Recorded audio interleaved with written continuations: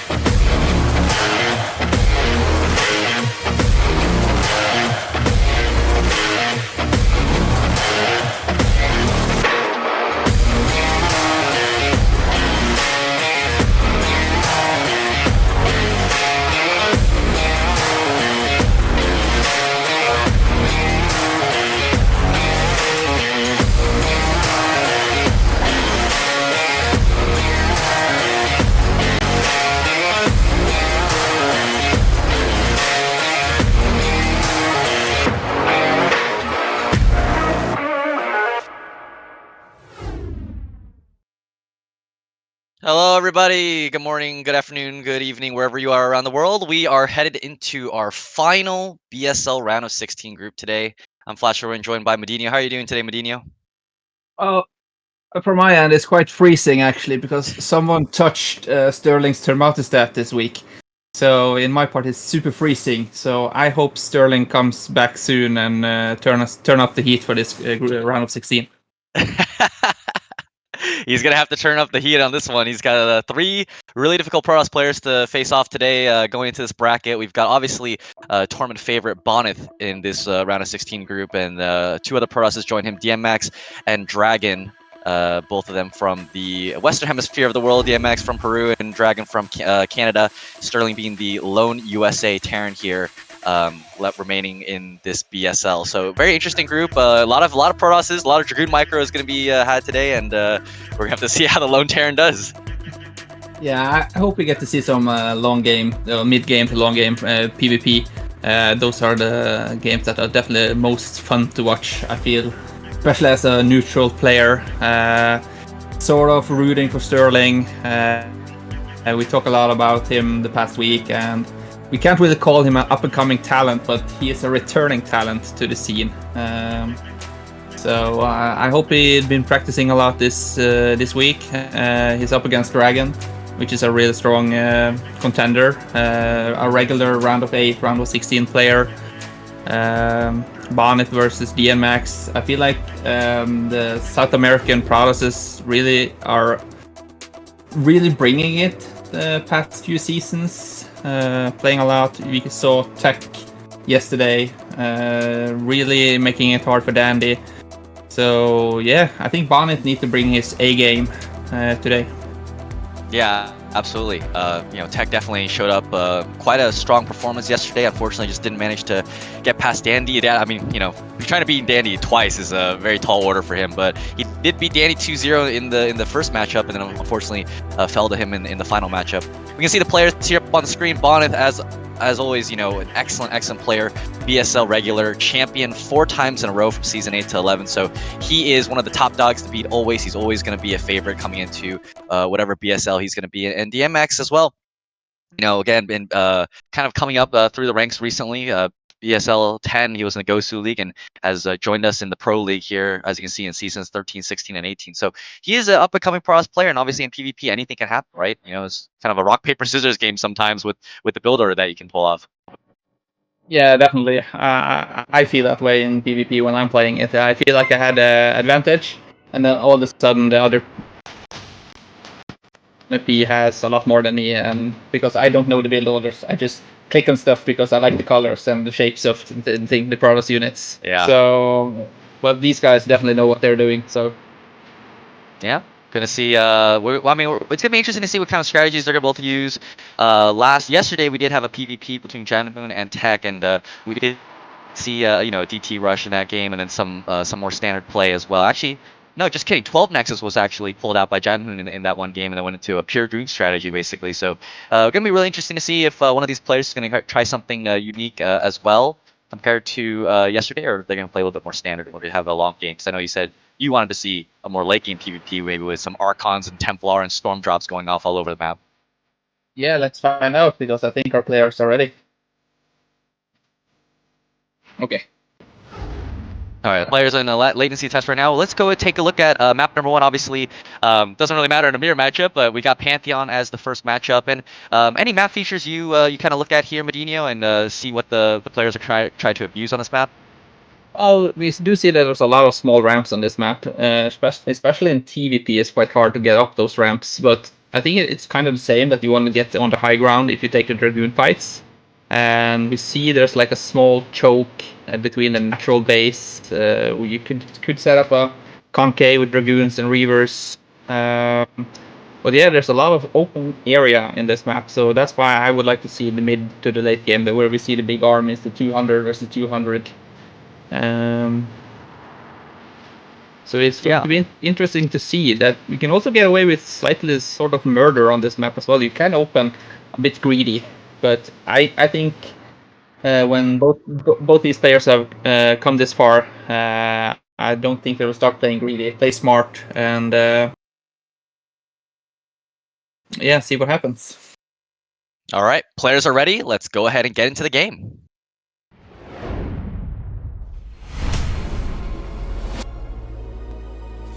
Alrighty, ladies and gentlemen, going into game number 1, the very first game here for this BSL round of 16 group. Spawning up here at the top left-hand position on Pantheon as the red Protoss is going to be Dienmax. And in the bottom right corner, we have blue Protoss, Bonyth. Yeah, so cross-map spawn here might lend itself. We'll see if someone's going to go greedy with the 12 Nexus like Chad did last time around. I don't expect them to see that in game number 1. I think it's a really bold move. I think it's something we see a lot in a PvT in game number 1. A lot of Prorasses will kind of throw caution to the wind with the 12 Nex and basically tell the Terran player, hey man, I'm going to try something cheesy and risky here, but you got to be the one to punish me. Yeah, it's more of a build that we see in the game 2 as well, especially if you are up 1-0. You're feeling a little bit more confident, and you can do a little bit more risky strategy. Yeah, but I don't think Bonyth is the type though to open 12 Nax PvP. I think we're gonna see like a Dragoon or Zealot Dragoon and into Robotniks. I don't think Bonyth often choose to go DTs because he is so confident in his Reaver play that he can just go into Robotniks and Observers. He don't really need to take that risk going DTs. Yep, that is one of the strongest parts of Bonyth's game. Back when a lot of Terran players were trying to face off against him, they had to deal with his Reaver control. So Bonyth is sort of like the snow in the foreign Broodwar community. His Reaver control is excellent, and it's going to be something that Dienmax is going to have to go up against. And a lot of skill involved there, and we'll see if Dienmax can hold it off, or if Bonyth's Reaver control is going to be just too strong for him. Yeah, Bonyth have that special skill that he always gets in to find your weak spot as well. I played so many times versus Bonyth, and every time I try to make a turret ring around my base, you somehow find the exact spot where the shuttle can sneak in, and as soon as you have a shuttle in your base, I'm dead. So a little bit easier to defend as a Protoss though, because you have all the Dragoons, but one Scarab can make the difference in a PvP and a PvT, so... Yeah, absolutely. We're gonna see here, Dienmax actually went for an interesting build here. It looks like, Bonyth's gonna get his probe by. Unfortunately, not able to block off the top of the ramp. But Dienmax, I think it might be going double Zealot actually here. He went pylon second pylon before core and only had 2 guys on gas. for a while. Meanwhile, Bonyth is doing kind of the more standard 14 Zealot, 1 Zealot into Dragoon, and the probe is also going to get by. So both players are going to get full scouting information of each other. They're going to be able to get around here and see if their opponent is doing anything cheesy. But so far, everything looks pretty normal for both players. Yeah, is that normal that you open 2 Zealots sometimes? What do you think behind that? Well, what's the reason? Do you? You know, it's quite an old strategy, I would say, honestly, in PvP. I know back in Kespa era, a lot of Porosas might open 2 Zealot Dragoon, but these days it's sort of just the 1 Zealot Dragoon, and the 1 Zealot's going to be good enough to hold off against any 2-gate. It's maybe that Dienmax thinks, okay, I need the 2nd Zealot in case he goes for a 3 Zealot attack of some sort off a 2-gate, but it also could be that he's saving a lot of gas, and maybe he's going to go for some kind of a gas tech build with maybe like a much faster robotics facility, or maybe even a proxy Citadel or something like that, but so far, it looks like, you know, he's not really doing much with the 2 Zealots, so it is a little bit sort of a gamble for him to think maybe I can hold off something and then be able to recover with the 2 Zealots compared to Bonyth, who's gone for the faster core and good tech. See, I was going to praise Bonyth here for keeping his probe alive for such a long time that they both were able to save their probe, but Dienmax just got the final shot onto that probe. But Bonyth got full intel. He stayed in Dienmax bases for so long, but Bonyth, he chased away the probe quite fast, so Dienmax doesn't really know what Bonyth is doing behind this. Yep. Unfortunately for Bonyth, didn't manage to get that probe down to like 2 HP over there, so he's kind of taken like it's a small early game loss where he's not able to get the probe kill. So a little bit of mighty income there for Dienmax with that singular probe, but it really is not going to be that big of a difference at the end of the day. But both players have opened up with the robotics facility coming in. I think both players also have gone for 2-gate strategies here. So kind of mirrored builds, and again, that early Zealot, the 2nd Zealot there for Dienmax, we're going to have to see how it plays out into these early skirmishes. You know, Bonyth, again, his micro is very solid, so dealing with that 2nd Zealot is not going to be too much of a problem for him, and we do see Bonyth's range has finished as well. Yeah, they are identical build almost, but for some reason Dienmax have that extra Zealot, so in this fight, and both their range are done, I believe, so Bonyth can't really do much here. He needs to be careful not taking too much damage. Yeah, 1 shot, just on shields. I think that because Dienmax's core was a little bit later, he didn't have range in that fight just yet. He was kind of chasing Bonyth around. But Dienmax has opened up with an observatory first, so he's going to play very, very safe with the 2-gate obs. And Bonyth on the other side has already got a probe kind of getting ready to take the expansion, and we'll see what his tech choice was, if he went obs first or if he went for reavers first. But now Dienmax is going to push across the map with his own units, and Bonyth's going to be ready, I think. He's going to have another round of Dragoons coming out here. He's already got 6, probably going to be up to 7 by the time this attack comes. So Dienmax got to be a little bit careful here not to overextend himself and maybe lose too many Dragoons with this fight. Yeah, like you mentioned, Bonyth have the additional Dragoon. He also has the defender's advantage, and he has the first observer coming out, so he will see this push coming from Dienmax, and we can see he's getting into position to get the most out of that fight, to get the first shots out.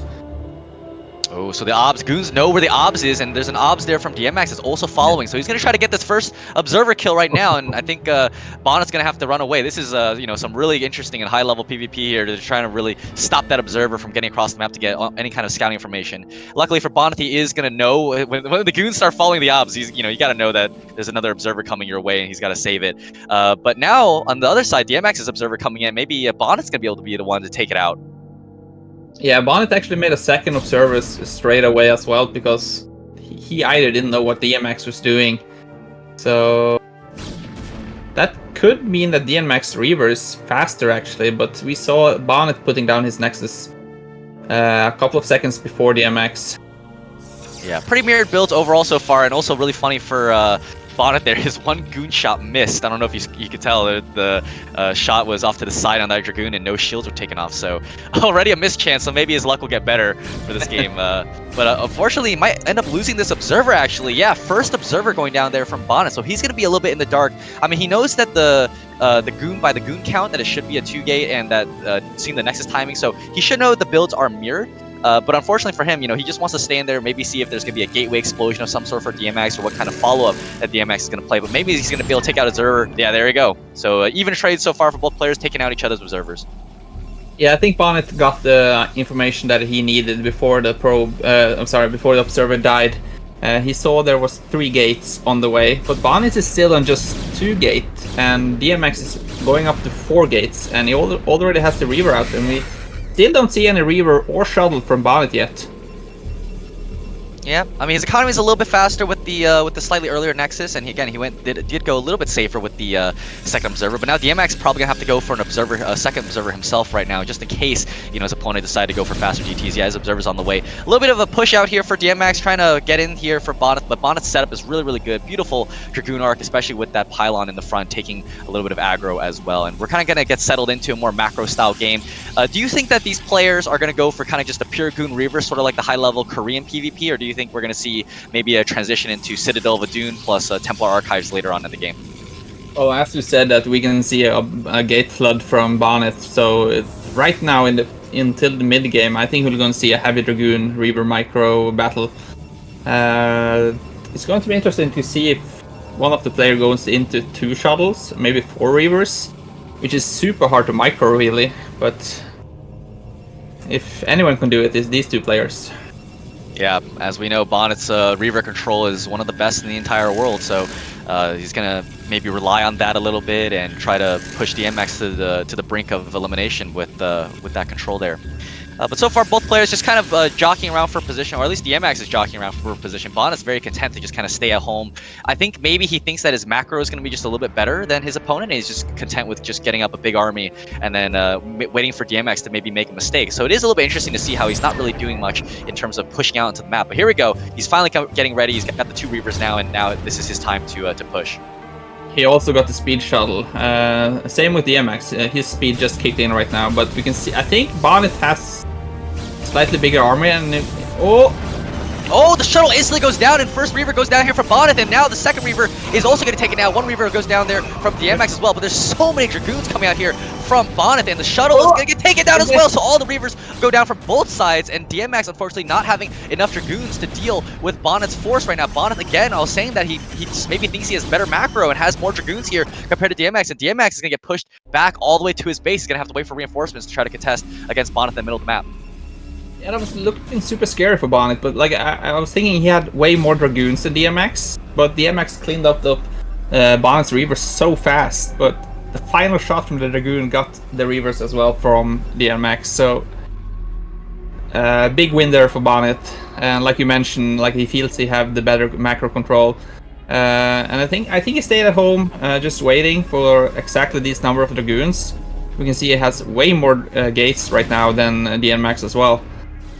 Yeah, and that might be due to just that slightly earlier Nexus timing, and then he stayed on 2 gates quite a bit longer than Dienmax, who went up to 3 and 4 gates pretty quickly. So, he prioritized his economy a little bit, and then he had that gateway explosion. Because now, I think he's on like 6 or 7 gateways compared to Dienmax, still sitting on the 4 gateways. I think maybe he's added a couple more. I see a big red blob in his base. Yeah, so he's added 3 more, so he's going to be on 7 gates of his own. But right now, Bonyth is in a complete control of this game, picking off some of these mana pylons around the map for giving him vision, and now he's got a big concave outside here at this choke that you were talking about earlier when we looked at the map preview.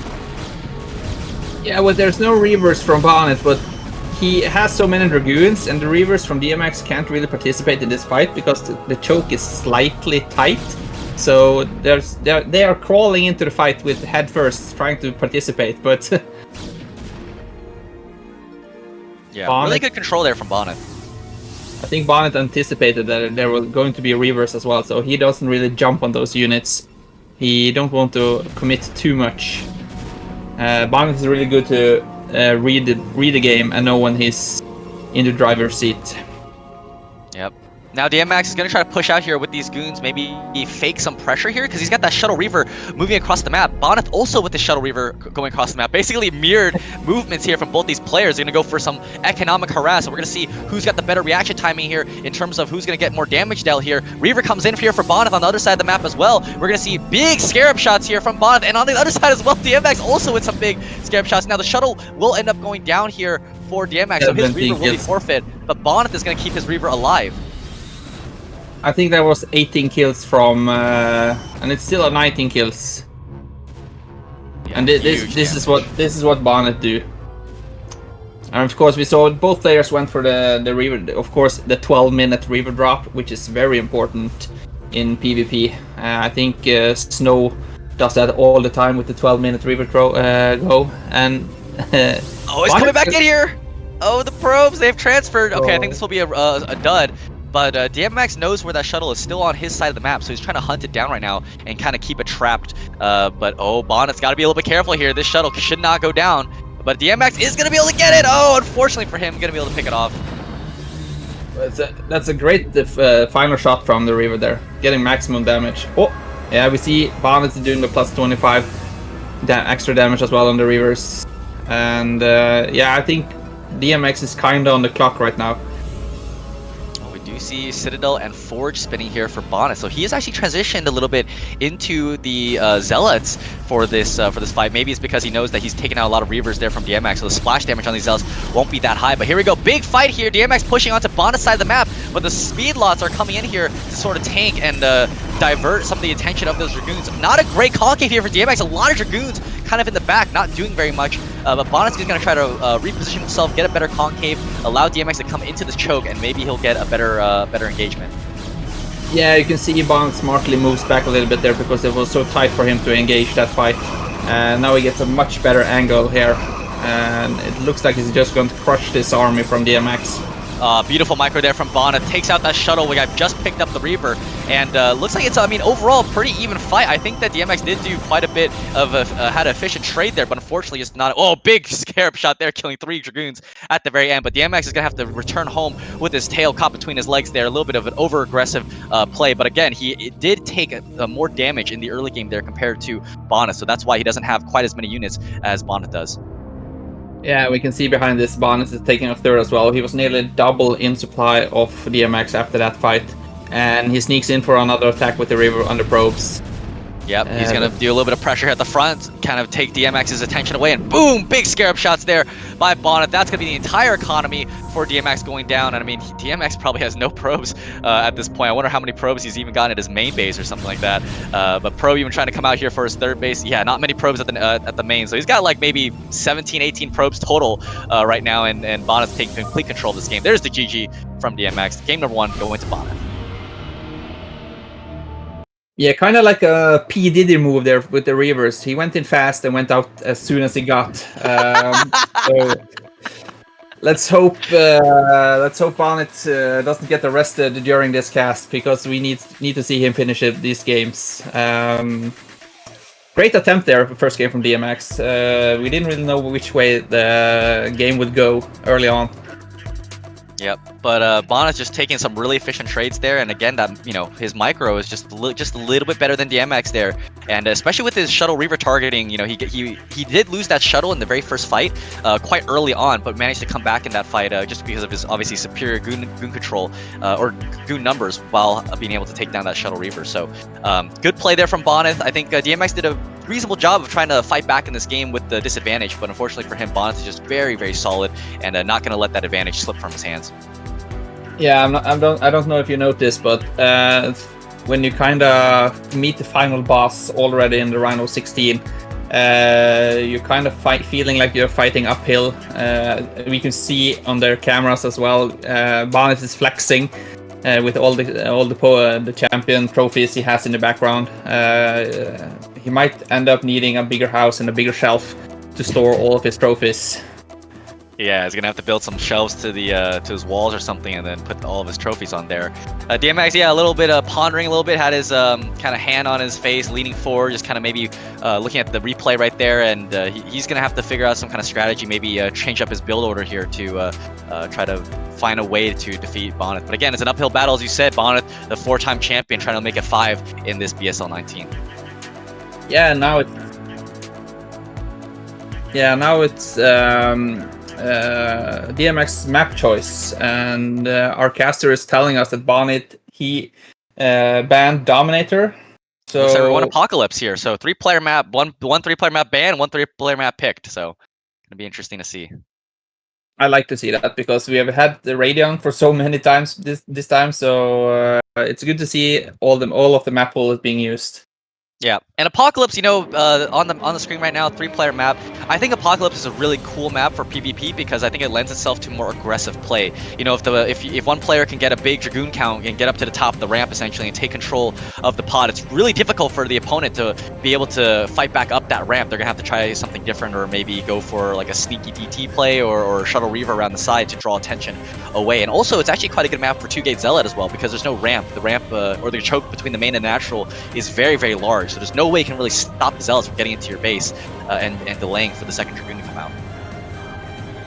Yeah, I hope we get to see some 2-gates play here. It's been a while since we saw the 2-gate out of Bonyth, which is getting a lot of praise for being extra strong doing the 2-gate into the Dragoons. But if I have to be greedy, I hope to see double 2-gate from both players to see how they transition out of it.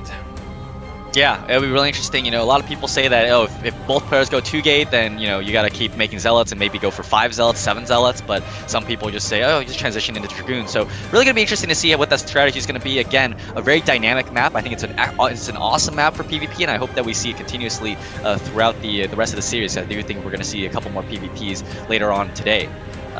So going to be a pretty cool one. We're going to see if the players are getting ready here. They are in the game. They're just trying to figure out where they're going in the slots, and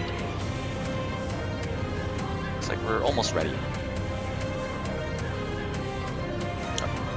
All right, players are ready. Going into game number 2 on Apocalypse.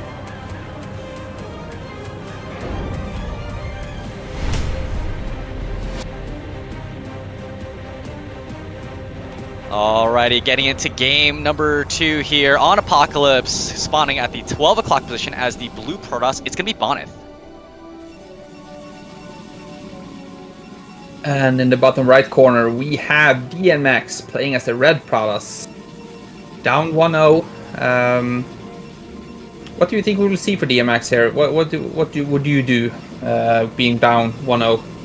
Yeah, it's interesting. He went for the 2 Zealot earlier in game number 1. It felt like he was almost trying to stop a 2-gate of his own, or maybe even like a proxy 2-gate of some sort from Bonyth. But again, as you said before, Bonyth is just so strong in his standard gameplay that I just really don't think that that's gonna actually happen. So just kind of curious to see what his strategy is gonna be this game. Maybe he goes 2-gate on Apocalypse. Again, I think it's a really good 2-gate map for potential, and can try to put your opponent to a really difficult position in terms of their early game control, making sure they don't lose too many probes to your initial Zealots.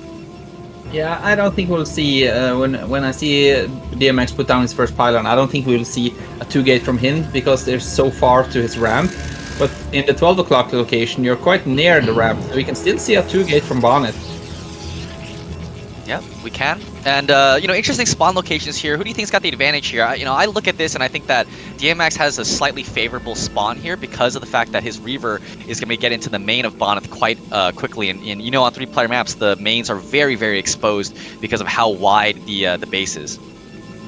Yeah, definitely. Also, I was going to say that Dienmax might have the slight advantage because he can go 2-gate. Oh, there you go. It is going to be a 2-gate from Dienmax, even though the gateways are a little bit further from the choke than normal. Normally, you'd like to see the pylon a little bit more forward, but we're going to see Bonyth here with the very standard gateway gas, and is going to be going for the core. So, same build as last time so far in the early game, and now both players sending out their scouting probes to go across the map. Yeah, I thought you would put the pylon closer to your exit, so the Zealot comes out much faster. Because every second matters, especially on such a big open map. The longer you give Bonyth, for example, to prepare for this fight, he will have the battery shield ready. The Dragoon will nearly be out. We see Dienmax finds Bonyth first, so that's great for Dienmax. So let's see if he sends the first Zealot or if he waits for 3. Yeah, it looks like he's gonna wait for 3. First Zealot out now for Bonyth, so he's gonna be able to chase that probe around the base. But yeah, as you said, getting those gateways a little bit more forward again buys you so much more time, and the fact that he built them kind of close to his nexus means that he's going to have a little bit of a struggle in terms of getting them a little bit faster. Maybe Bonyth's going to be able to get that second Dragoon out much quicker. Have you seen Bonyth play against 2-gate, and do you know if he likes to go for that shield battery play, or if he's more of a kind of guy who just wants to rely on his Dragoon control to deal with the Zealots? I don't think we'll see a battery shield here. Like you mentioned, I think he will just rely on his micro. He already has his own Zealot out, so that's gonna buffer a lot. And I think we're gonna see Bonyth send out his first Dragoons to start shooting at the Zealots. So I don't think that's exactly what we see. Yeah. And interestingly enough, he's only got 2 guys on gas. It looks like he pulled 1 guy off gas, went for the 21 gate, which is you know, a pretty interesting build to deal with the 2 gate. Try to put on some more Dragoon pressure on the counter attack once these initial Zealots kind of go down. The probe is out here for Dienmax trying to stop the Dragoon. Some cheeky micro there from him, but unfortunately for him, Bonyth's able to get around it with the Dragoon. And now here we go, the Zealots entering the base. We're gonna see how good Bonyth's control is gonna be. Yeah, and second Dragoon pops out as well for Bonyth there, so it's 3 units versus 3 units. We need to see if Dienmax can hurt Bonyth's economy a little bit. It comes down to how many probes he can kill, really. Yep, looks like the Zealot's going to target down Zell of his own right now, and he needs usually about, I think, 2 to 3 probes to make this worth his time. But unfortunately for him, Bonyth with very, very solid control is going to be able to take down all the Zealots, only losing 1 singular probe. And looks like he's starting Dragoon range as well, and we're going to see if he's going to go for a counterattack with the 4 Dragoon push that's going to come out later. Yeah, now they have the same amount of gates as well, because Bonyth's range was a lot faster as well. So I think Bonyth can maybe try to contend this. Like, he sent down his first 4, and then maybe he will wait for 6. I'm not sure about the range timing for both players, but Bonyth gets in a great position at least, so he has the height advantage and the ramp advantage if Dienmax would be to try to go out. Yeah, as we can see, Dienmax playing very defensively right now, putting the pylon down at his natural, and he's going to end up losing that pro. So he knows at least what Bonyth's about to do, but Bonyth with that Dragoon advantage, he's got 1 extra Dragoon right now. We're going to see if Bonyth's going to keep pushing forward or just maybe take down this pylon, force a cancel on it, whereas Dienmax is having to put down an extra gateway, going up to 3 gateways right now, because he knows that he's behind on this Dragoon count, and yeah, pylon going to get canceled. So nice small victory there for Bonyth as well, and we got the 5th and 6th Dragoon coming out, so he's going to push likely very soon here before Dienmax can realize his like I can't hear Flash anymore, and the game sound is away from me. Zero, am I still there for you? So I'm not sure if I'm experiencing some technical issues or if Stream is. Alright, looks like MadiNho he's having some. Oh, MadiNho's having a little bit of issues here. Let's see. Trying to get some technical difficulties fixed out. But anyways, we got Bonyth is trying to put some pressure here onto Dienmax. Dienmax with a pretty solid hold there with the choke initially, and now Bonyth here again with the Dragoon advantage here. Dienmax got to be very careful here. Good targeting fire from both players, but with that Dragoon advantage, Bonyth is going to start moving in to the base of Dienmax right now, and just really, really good micro here from Bonyth. Good target firing, and he's going to be able to take down all of these Dragoons here from Dienmax. Dienmax is going to have to pull back, wait for some reinforcements, but Bonyth is going to be able to take down Dienmax, it looks like here. I mean, it's really hard for Dienmax, even with the production advantage, to be able to combat against Bonyth, because especially if Bonyth's going to continue to play with these 2 gateways, he's going to get the tech advantage, get the economy advantage, whereas Dienmax is trying to produce 3 Dragoons out and not really focus on anything else. No tech follow-up, no nothing, and you know, he's trying to build some more probes, but it's going to be really difficult for him to hold off against Bonyth's follow-up Reaver play. Yeah, definitely. And we see Dienmax doesn't really have the numbers either, so Bonyth is not slowing down. He's constantly pounding on those Dragoons, and he sees he has the numbers right now, but it's 3 versus 3. Yeah, Bonyth's Dragoons were a little bit more full health, I think. Nope, just that back one was quite low. And actually, we're going to see if Bonyth's going to save that goon. No, he doesn't. So it looks like Dienmax is going to finally be able to catch his breath a little bit here with this pressure from Bonyth. And I think Bonyth's done a really good job. He's already got his robotics facility finished. Going to see what the next tech choice is going to be from him. Is he's going to go into observers? Probably not observers, because he knows that Dienmax is kind of all in, or not really all in, but investing heavily into the gateway production. Yeah, and I think Bonyth is going to recognize that he has 3 gates by this moment, because he saw 4 Dragoons coming up the entrance there, and behind this Bonyth is going into Reavers, and Dienmax is far from it. So I wonder if you're going to see Bonyth go with the first Reaver or wait for 2. I think he's going to go with the first one. He's got to realize his tech advantage here. And again, his control is obviously excellent. He's even got a Zealot right now made to kind of push away these early to push away the Dragoons and force Dienmax into a little bit more difficult micro position here.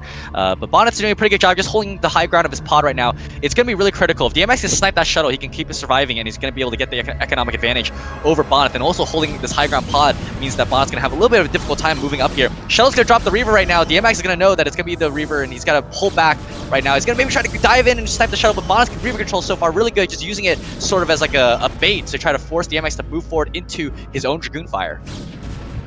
Yeah, and Dienmax were in a quite a good position as well. He had the high ground, and he slightly had more Dragoons, I think, than Bonyth, but Bonyth didn't respect that, and he just went straight up. Dienmax trying to surround this army. Let's see if Bonyth can see it. He does. Yeah, he does. Unable to kind of get on top of that Shuttle Reaver right now. And the Scarab, okay, big Scarab shot there finally for Bonyth. Nice Scarab shots, great targeting. But now Dienmax is sort of trying to go for like a little bit of a wraparound here and stop the reinforcements maybe and try to take the high ground here against Bonyth. But Bonyth's Reaver, man, is just too strong right now. And he's going to have so much pressure onto these Dragoons, all very low HP. Yeah, I think Dienmax is trying to buy himself enough time to get his own Reaver out. We did see he put down the Robotics, so he should have Reavers soon, but I think he's still a few seconds, maybe a minute away.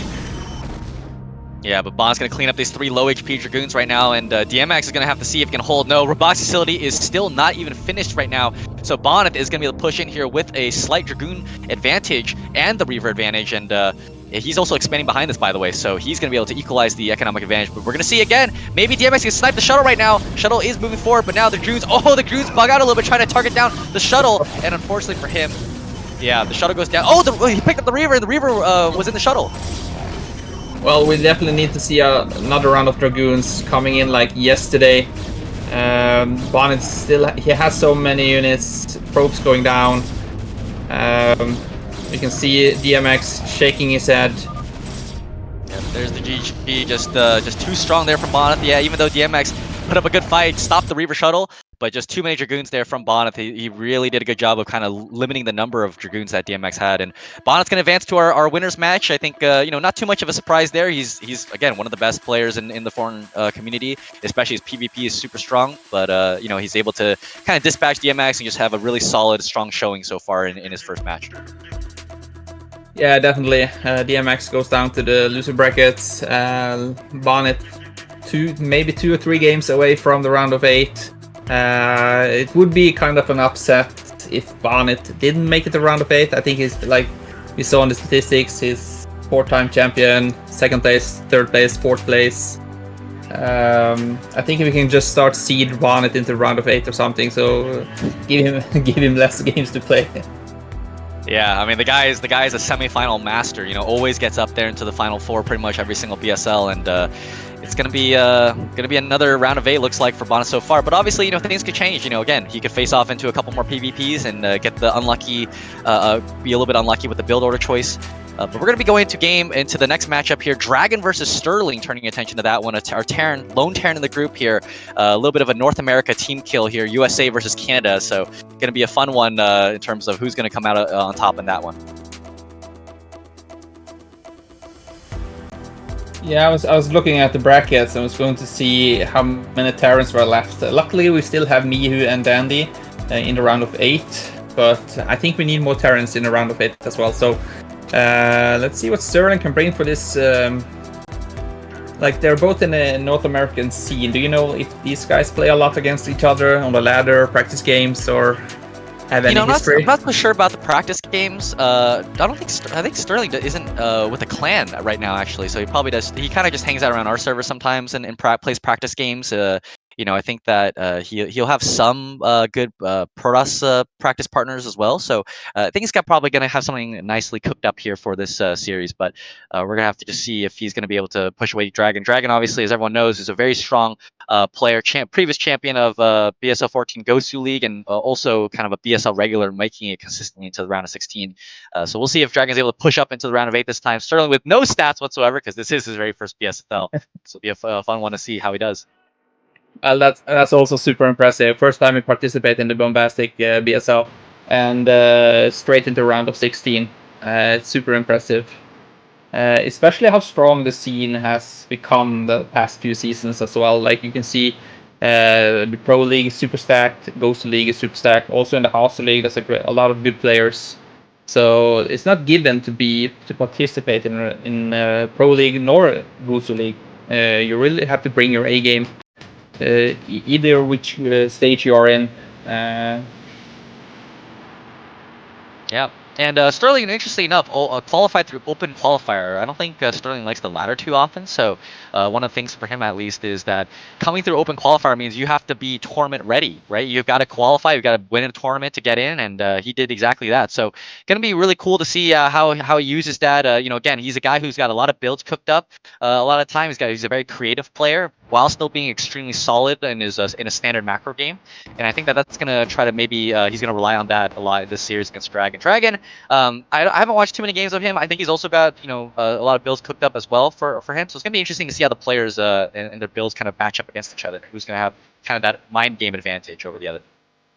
Yeah, definitely. I think Sterling is going to have a hard time in front of him playing up against Dragon. I especially feel Dragon the past few seasons has gotten much stronger after he switched from race picking and to constantly just focusing on just products.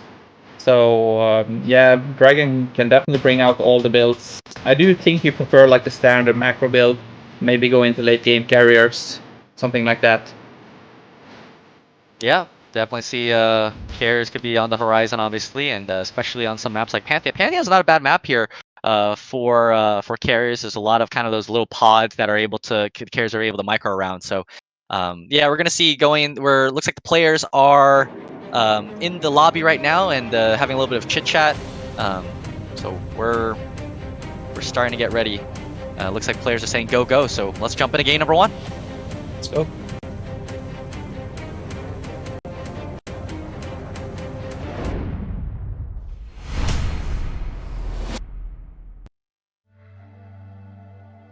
Alrighty, here going into game number 1 here on Pantheon. It's going to be the red Terran spawning up here at the top left-hand position. It's going to be Sterling.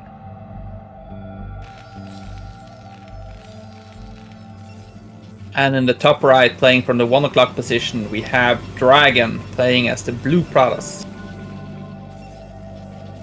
Yeah, so usually, on Pantheon, when I see this close spawn position, especially I think in this position where Terran can kind of get up onto that high ground pod between the bases at the 12 o'clock, we're going to see some more aggressive strategies coming out from both these players. But that being said, also, if Dragon opts for maybe like a Reaver strategy, the Reaver is going to be a little bit closer to the Terran base compared to maybe a cross spawn. And we're also going to see if Dragon decides to maybe go for a 12 Nex. We did see that in Tech versus Dandy, where Tech opened with 12 Nexus on this map. And, again, it's always something that we like to see players do, throw caution to the wind and go for something a little bit more risky on game number 1, kind of set the tempo for the series. Definitely. Especially when it's not a best of 1 either. You can open a little bit more greedy, especially if you trust yourself and you trust your own build order and stuff like that. Even if you would go down the first game, you can still fight it back and win 2-0 in the next round. But yeah, I always like to see a Nexus 12 Nex first and see how the Terran responds. And like you mentioned, Dragon's doing it. I think Dragon's doing it. He's queued up a lot of probes. He's not making the gateway there on 10th and supply. So here we go, 12 Nex. Now it is gonna be close position here. Sterling, it's really gonna depend on whether or not he's gonna go for the early scout. It's gonna be looking like it's an 11 gas actually. So he is really using this build to kind of counter potentially a 12 Nexus, because normally we do see that the 11 gas coming out earlier with the factory is gonna be able to put a lot more pressure onto the Protoss compared to maybe a normal 12 gas. But Dragon's gonna get the first scout off, so he's gonna know exactly what Sterling's gonna be going for.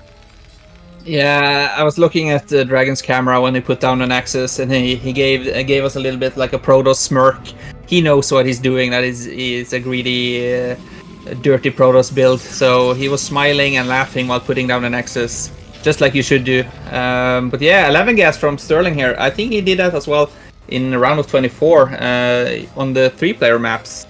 Usually you do that if you don't want to, you're afraid of getting gassed, but maybe it's just what Sterling needs right now. Like will get the faster vulture, but yep. But I hope Sterling kind of realized that Dragon is close position and he has to be cross position right now. there's a small chance that DragOn went cross position, but you don't see that very often. Yeah, it was funny though. The Tech against Dandy, Tech went cross scout off of 12 next there, so that's what he got. The first scout there onto Dandy, and we're gonna see DragOn playing a lot more safer with the 2-gate rather than playing greedy with 1 gate into gas or something like that, and no forge as well. But Sterling's starting up the bunker. You know, if this finishes, it's gonna be a really bad time for him because he's gonna basically waste 100 minerals getting that bunker up for absolutely no reason. But maybe he might pause it before he gets the scouting information down. We see like some top Terrans to try to do that and keep it at like 99%, but it looks like it's gonna end up finishing. So oh man, that bunker is gonna go down, and Sterling is gonna have to maybe decide if he's gonna pivot or what's he's gonna do. Pull all guys off gas, so maybe he's just gonna go into an expand here. Yeah, I don't think he's going to pull the boys. I think he kind of realized that the core was almost finished, so by the time he will be there, Dragoons will be out. So he didn't really miss his timing. Because he didn't scout him first, so I think it's smart from Sterling to just play it normal, go into his command center as well. Yep, command center does go down right now. The machine shop also starved for him, but he's not mining any gas yet, so might be a little bit late in terms of getting the gas up for this upgrade on the machine shop.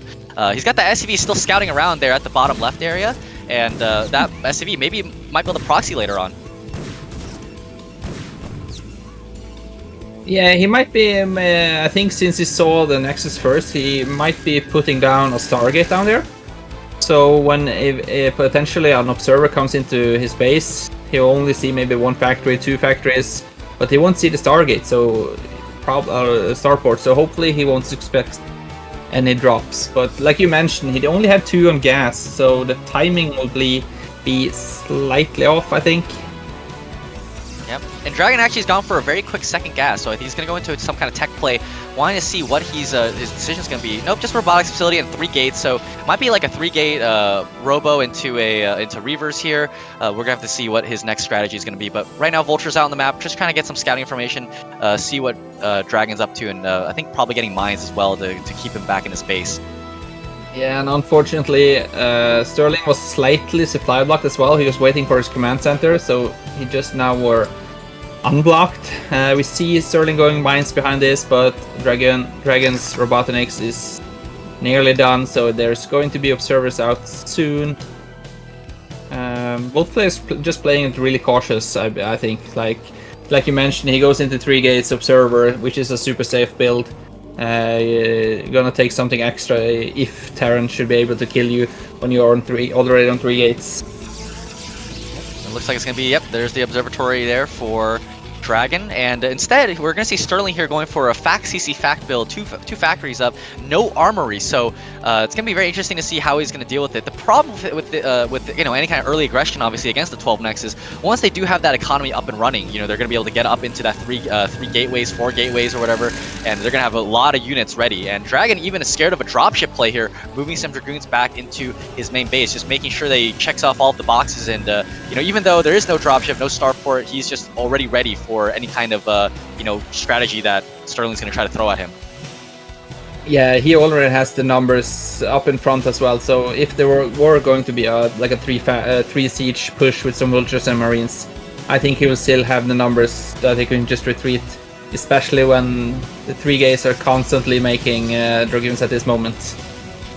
Yeah, economy is so strong for DragOn right now, and yeah, a lot of units right now for him, so any kind of early push is going to probably get absolutely crushed here from Sterling. And now here we go with the first observer, clearing out some mines, getting rid of some of that vision and control there from Sterling. Ooh. Oh, a little bit close there for DragOn there, but luckily no damage done to those Dragoons. Yeah, I think DragOn want to clean up again towards the 3 o'clock position and take a 3rd base behind this.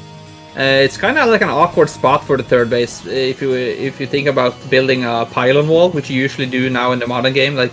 It's gonna take a lot of pylons there to prevent any vulture run by to kill off the probes. But we can see, I think Sterling went into like 5 factories right now, so 4 maybe, yeah. Yeah, looks like he's got 3 turrets so far at the front, maybe a 4th one back in his natural line. Nope, just 3. So a little bit of a hole there for Sterling in terms of his turret wall, and he's gone up to 4 factories at the same time. I think it's kind of curious to see what his strategy is going to be coming out here. Oh, there it is, starport. So 4 fact and a starport are going to go for a dropship play, whereas Dragon's, you know, kind of expecting it, honestly, with the movement of his Dragoons early on. And the drop Oh, is the going observer to goes come down. in a little bit late, so it might just be for the +2 attack as well that he's playing it into the late game. Maybe wait for 2-1 upgrades. We can see the armory is spinning, but he's cutting a lot of SCVs for this, so I wonder if he's going for like a 1-1 timing or a 1-0 timing with his units. Yep, Observer's trying to find a way into this base right now, but Dragon's just unable to see everything. Sterling's got kind of a nice little position here with those factories, gone into 6 factories. So the starport, I think, was not completely finished yet. Maybe it was, we have to go check, but Dragon's gonna play very safe. Okay, so starport is finished. Dragon's playing very safe by going into a big gateway explosion here to try to make sure that he doesn't die to anything crazy coming out here from Sterling. But yeah, as you said, Sterling's cut a lot of SCVs. He's probably only on something like maybe 40 at most, but maybe even into the 30s. He's got so few workers. Yeah, I think you're right. I think he might just have around 40 or something. And we see he's going into 6 factories, so this is just going to be a mass unit flood with double add-on for the siege tanks and mass vultures. And we saw Dragon was adding more gates, getting the citadel for the speed lags. He had the forge upgrade is going to run soon. I think he might be adding up a cannon or something in his natural and his main, so we can start moving out on the map, and then he doesn't have to worry about any drops. But I'm not sure if he saw the starport. Yeah, I think the observer sees the starport right now, so he thinks it's potentially that Sterling's going for an up tearing kind of style. But now Sterling's moved out here, and we're gonna see how it goes. I think he's trying to fake basically with that starport because he didn't do anything with it. He just built it and then maybe kept his pretend to keep his tech back in his base. But we're gonna see if Dragon's ready for this. No observer over the army, so he actually doesn't know where Sterling's moved yet. Finally, the observer does see where it is, but Sterling again on this map Pantheon, which is such a close rush distance here, is gonna be able to use abuse that little area and choke to be able to crush Dragon here. Yeah, we saw speed leg is done, but we haven't seen any shuttles yet. I think you're definitely going to have to need a shuttle in this position because it's so tight here for the units to come in, and it's such an awkward angle as well. Oh, the Mind Drag's out, cover, there be a huge Mind Drag. Okay, decent Mind Drag there, but unfortunately for him losing all of the Zealots. There is one more Mine, but the Zealots are going to go down before the Mine connects right now, and all pure Dragoon left over. Sterling's actually kind of pushing through right now. Dragon's down to no more Zealots, and he's trying to buy time for this High Templar with the Storm. Will Sterling maybe move forward with the Vultures to snipe them down? Maybe doesn't see them quite yet, but he's trying to reinforce his attack as much as possible. Yeah, we like we see with first shuttle is out, and we saw Temperance is out as well, so I think we're going to see some Storms here. I think he went into super fast Storm. Is there Storm? No, I think he forgot to... Oh! Oh, big target firing there from Sterling. Only one storm going off. Two storms going off. Nice storms though there from Dragon, and Sterling with some 4 tanks left over, still continuously trying to reinforce this push. Dragon is on the back foot there, losing every single Dragoon that he has. He still at least kept the shuttle alive, and now he's just going to try to reinforce with these mass Zealots. But the Mines, the Mines actually not able to connect very well, so the Zealots are having some high HP, and the tanks with their low HP from those storms still managing to survive. This is a very tight battle here. Both players really playing their hearts out right now to try to see who can win this fight. Yeah, more SCVs are coming into the fight as well. They're going to repair and build up some turrets. I think Sterling kind of hit at the exact timing that he needed to, and the Dragon didn't really know what was coming. Like you said, he baited it out with the starport. He didn't really see the move out, so... And it's kind of like an awkward position as well. You mentioned about that high ground, that it's an early rush distance, and Sterling is definitely taking advantage of it. Oh, Dragon is frustrated right now. He's shaking his head right now in his seat, and yeah, he's just so upset right now and getting baited. GG from Dragon. Sterling with the bait, with the mind games there with that build. An awesome display from him. And I will say, I did get a sneak peek at his strategy. He told me that he was going to do this in game number 1 on Pantheon. That's worked out perfect for Sterling, and also had the location for it, close spawns, exactly what he was planning to do, and I feel like he executed it very well as well as he could do without taking maximum any dangerous damage on his units. Yeah, he's got to feel awesome after that, especially after Dragon opened with the 12 next that didn't get punished whatsoever. I mean, he had a really big lead there, considering that Sterling went 11-11 into a 12 next where he didn't try to busted. I mean, that's bravery there from Sterling, not to try to end the game, because he's got to feel like, oh, I'm such a huge disadvantage. But he trusted his build. He trusted that the Starport fake was going to work, and you know, baiting Dragon and thinking that it was going to be an up Terran build. Yeah, I'm looking at the end here at the replay, or not at the replay, but on the stream, that Dragon, he was nearly 140 supply versus 100 of Sterling. But we saw Sterling was cutting a lot of SCVs, so a big chunk of that is pure army for Sterling.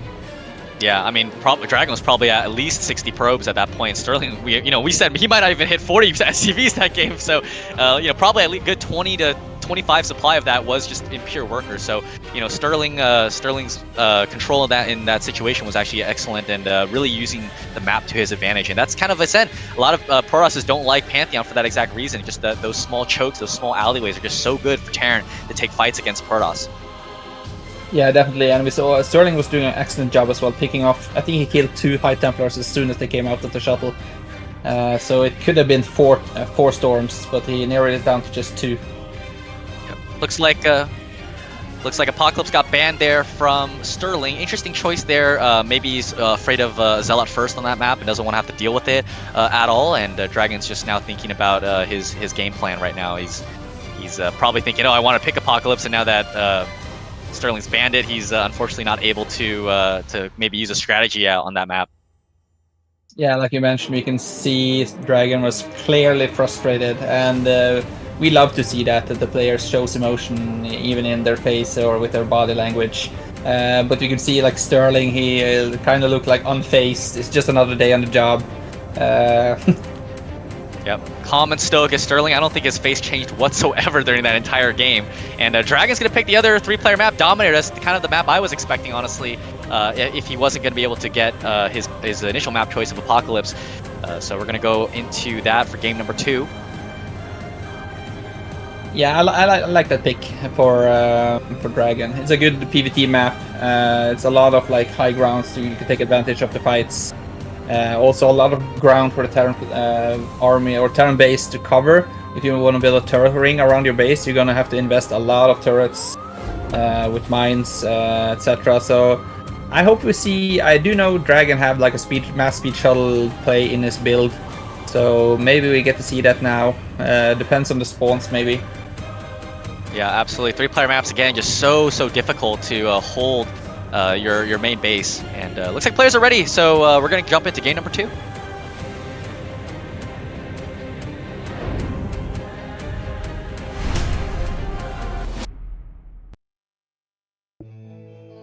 Alrighty, ladies and gentlemen, go into game number 2 here on Dominator.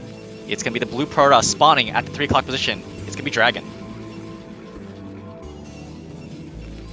And in the bottom left corner, we have Sterling, 1 game away from making it to the winner's match against Bonyth. It's not really a consolation prize if you think about it, but I think Sterling, if he can take down Dragon, he can maybe hurt Bonyth as well. So everything can happen in these games. Yeah, I mean, at this level, everyone could take games off each other. You know, maybe get lucky with the build order choice, or just have a good day, and your opponent doesn't have quite as a good day.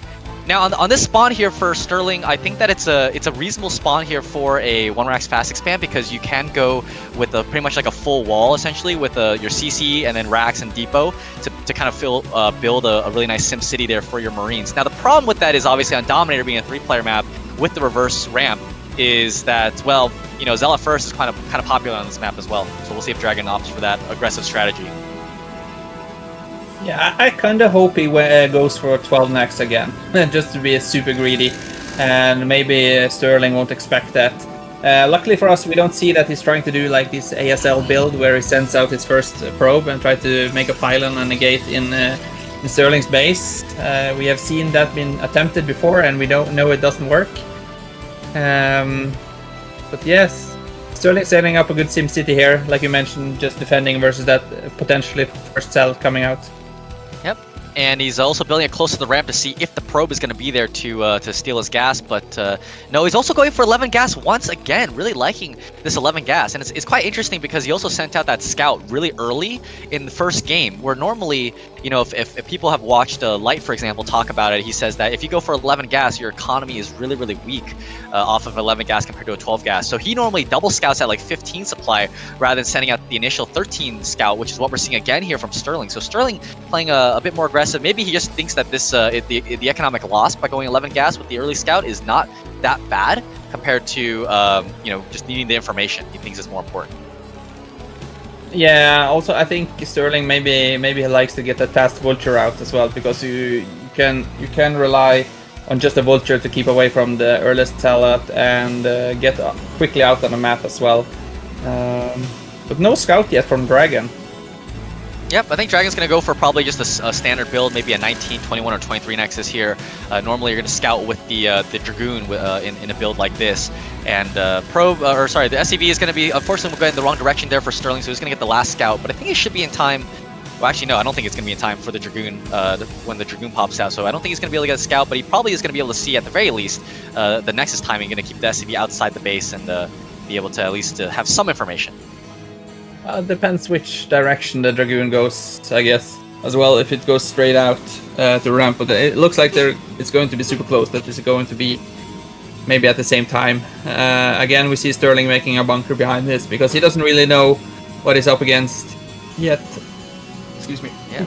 Dragoon pops out right now. We're going to see if the SCV is going to be stuck at the ramp, and it looks like, yeah, SCV gets turned away there at the natural for DragOn there. We can see on the minimap. Yeah, wow, Probe got in actually and sees everything. I'm kind of surprised that he managed to do that. SCV getting pushed away by DragOn, so trying to deny as much scouting information as possible. And yeah, DragOn has gone for the 23 Nexus there, and Sterling always just playing safe with a 2 Marine in the bunker there, and just getting his command center a little bit later. I know some players like to go for 3 Marines into command center with no bunker, which is, you know, can be a little bit greedier depending on who you ask. Yeah, I think you can kind of like meet it halfway there. If you make 2 Marines, you can kind of afford that bunker. If you make 3 Marines, you're kind of stuck in the middle. Like, if you then spend another 100 for a bunker, I think you kind of spend more minerals than you have to use on defensive perspective of it. But like you mentioned there, he's going into nearly a full wall here with 2 Marines in the bunker. Vulture is out, second Dragoon staying at home. Let's see if Sterling commits and tries to run in, and if... Oh, he sees the Dragoon and backs off. Yep, Vulture getting pushed away here. Nice control there from DragOn, making sure that, you know, he doesn't let that first Vulture kind of just sneak into his base. We do see the machine shop as well, and it's spinning away, probably getting mines, I'd have to guess, with more Vultures coming out to try to get that early map control like all these Terrans like to do, especially on a map like Dominator, where you can kind of lay mines on these pizza slices and kind of see where your opponent is going to be going for. I will say also, by the way, with the spawn locations, I think that DragOn had a little bit of a disfavorable spawn, considering that his third gas base would be going towards Sterling, whereas Sterling is going to be able to expand kind of away to the 9 o'clock position and be able to secure that. DragOn's going to have to wrap all the way around to the top side of the map to be able to harass that third base if it goes up. Yeah, definitely. We saw on Pantheon, DragOn was taking the bottom right third base as well, because you, like I mentioned, you don't have to build that many pylons there. But yeah, slightly advantage here for Sterling getting the mines. I think he's going to going to the exact same thing like he did last game. I'm not sure if he's going to go 6 factories on this map though. Let's see if he starts cutting SCVs again. Then we know what's up.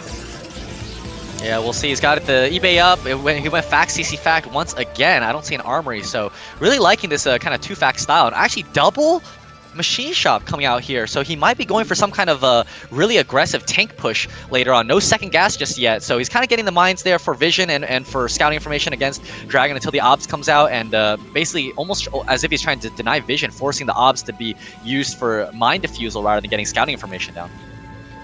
Yeah, great mining placement by Sterling. Like, he sets up a little minimap so he will see potential Dragoons or shuttles fly over. Oh, he got 44 blocked. He got 44 out of 44. Everyone take a shot. A little bit of a block there for Sterling, unfortunately.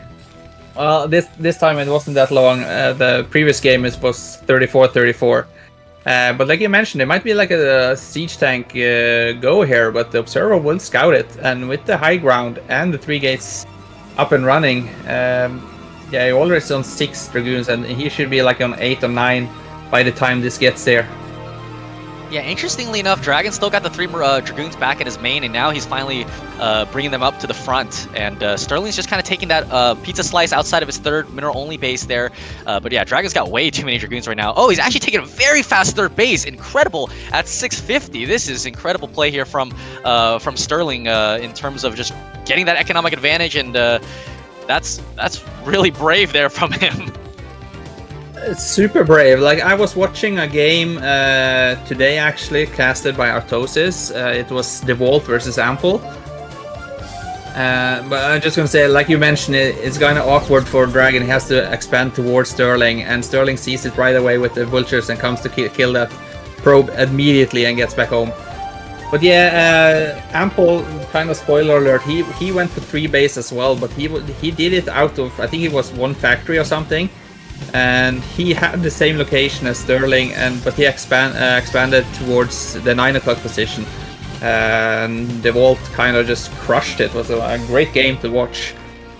But Dragon shook his head, by the way, after he's seeing the early 3rd base, and also his probe got killed. And he's shaking his head even more right now. He's very frustrated. He thinks that Sterling's got kind of gotten the upper hand of him so far in this game. And Sterling, I gotta say, man, his game preparation has been really solid there so far with both the build order choice in game number 1, and again getting this really fast 3rd base here in game number 2. Yeah, who has he been practicing with? I don't think there's that many North American Protoss. It's maybe Jaeyoon and then Dragon. Yeah, you got Boa, I think, is the other Protoss player, right? Yeah, Boa. Yeah, of course. So it comes to like practice partners, there might not be that many. But yeah, this can also be a style that the Sterling liked to play previously as well, because we got the intel that he used to play a lot before and just recently came back. Yep. But 3rd base, the fact that his 3rd base is faster than Dragon's means that Dragon's going to be for a world of hurt. We're going to see if it's going to be up Terran, or it's just going to be a faster base into maybe like a 7 or 8 fact build or something like that off of a 1-1 timing or something. It's going to be interesting because I never see a faster base, so I've got to be honest, I'm not that familiar with how the Terran's going to play out from this position. Good scan coming out, sees the robotics facility there from Sterling, so he's got full information of what Dragon's going to be doing. Yeah, and Sterling is not slowing down. Kind of like he sets up his siege immediately because he doesn't really want to get surprised by an early attack from Dragon. And we can see behind this is getting the starport again. I think that's going to be for upgrades and vessels. I'm still surprised how fast the 3rd base worked, because I feel like this map is so hard to contend or defend versus shuttles and stuff, and we can see that Sterling only has like the bare minimum of turrets that he needs in his base. So if this were to be a speed shuttle, but Sterling is on top of it, because I saw that he had 2 turrets in the bottom left right side of his base, which is normally where the shuttles fly in, and he's putting down mines and siege. So yeah, really solid play here from Sterling. He's kind of just checking his boxes and making sure. He's even got a backup turret sort of near his main command center to make sure that even if the shuttle does get through, that it's still going to make sure that it dies, so not going to be able to drop a Reaver and be able to micro it around. The Reaver's just going to get dropped and shuttle will die. So well, here we go. It looks like it's a 2 shuttle drop here from Dragon, and Sterling's already, kind of on top of it with, as you said, with the 2 turrets there and mines being put down behind, and also going to a factory explosion. So Sterling is really on top of this game right now. I'm really impressed with how he's been playing. yeah, I don't think Dragon can get much done with this. Depends if he commits. He's committing. Yeah. Is the Reaver? Oh, the Reaver can get a big scarab shot here. SCV is getting pulled. Will it be a dud? And will the shuttle just end up going, or the Reaver getting pretty much no damage done here? And yeah, Reaver does go down. A couple of Zealots going to try to target down these tanks. Zealots are very strong units against siege tanks. Does manage to pick off 2 siege tanks with those Zealots, but ultimately not much done against Sterling there. Sterling didn't really lose many SCVs. So Dragon with a little bit of a gambit there with his shuttle drop, and unfortunately not able to do much damage. And you see the supply. Sterling is just macroing like crazy right now. Actually has an advantage against Dragon, whereas Dragon's just trying to be greedy and taking a 5th base early on here up at that 2 o'clock position. Yeah, like you mentioned, like the Zealots, I don't think even think it was Dragon that killed them. It was Sterling himself with the splash damage from the siege tank. That's a really smart position against the push from the third base. Behind this, he's going into 2-1. He's taking his fourth base. I think as soon as Sterling hits 2-1, it's just siege down and go. But behind this, Dragon is taking a lot of expansion as well. But it's kind of awkward on Dominator that you can't really fit that many gates as well, so you kind of have to plan out from the start of the game how you're supposed to put your base. Yeah, especially if Sterling moves out and is able to kind of get that really solid position there onto the pizza slices up by the main base of Dragon. You can shell from there into the main base and kill a lot of gateways that way. Sterling's kind of forgotten one of his upgrades so far. I think it might have been the +2 maybe, because Science Facility was not exactly on time compared to his starport, but we're gonna have to see when he's able to start that. He definitely doesn't want to forget one of his upgrades when he pushes. I mean, getting that +1 armor and the +2 are so important. Nice catch here by Sterling, by the way, killing quite a few probes as well. So Sterling is really on top of his game so far. He's going to commit the vultures in to kill as many probes as possible. Dragon with not a great reaction time there, and he's getting so many probe kills and wiped out the entire mineral line here of this third base. And Dragon has got to be feeling so frustrated right now, seeing what has been going on with this game so far. Yeah, I think it's definitely worth it as well from Sterling. He has the extra and the mineral only. And we saw Dragon, he put down a cannon in Nashville earlier, but he canceled it. And he's definitely paying the price right now. And Sterling getting the extra damage onto the probe line of Dragon. And I think this is just going to cause more frustration for Dragon. Yeah, I definitely agree with you there. Dragon looking a little bit frustrated now, super annoyed. I don't know, by himself or maybe by how greedy Sterling was with that third base. And, you know, I'm a little bit surprised that, big mine hits here onto these Zealots, getting a huge damage done. That is a lot of damage onto those Zealots, and that is going to make his eventual push here very, very weak, because those Zealots are really what you need to defuse the mines. Dragon with another shake of his head, leaning his head back. I think he's going under a little bit of tilt right now in terms of his play. Not much probe saturation at all of these bases. He's trying to build as many as he can after losing basically, like, he's lost like 20 probes in that vulture catch there. Yeah, and we can see Sterling kind of surpasses him in the supply as well, and the vultures are eating up these damaged cells as Dragon was trying to move around to get a better angle for attack, and we saw Sterling had an instant response, sieging up towards the left side of the base. And oh, he's doing it again.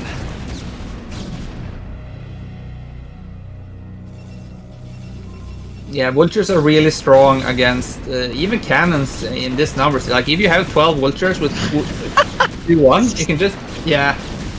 Just ignore the cannon, just kill all the probes. And 2 probes remaining at the 5th base right there for Dragon. I mean, Sterling's also almost maxed out. Dragon he's got barely any mining right now. He's got 165 supply to 185. I mean, he is definitely really frustrated now, probably feeling the pressure of Sterling. Sterling with the +2 done as well, probably just waiting for +1 armor, because he did start that a little bit late, it looks like. And man, I mean, I got a feel for Dragon. He is definitely extremely mad right now at how Sterling's been playing. Sterling really on top of this game. He's basically essentially just taken over this entire game. He's playing the game to his pace, and that's one of the things at high level gameplay, is that you might be better than your opponent, but if the opponent's setting the tempo, I mean, it's so difficult to play against. Look how many tanks are coming out here from Sterling with this push.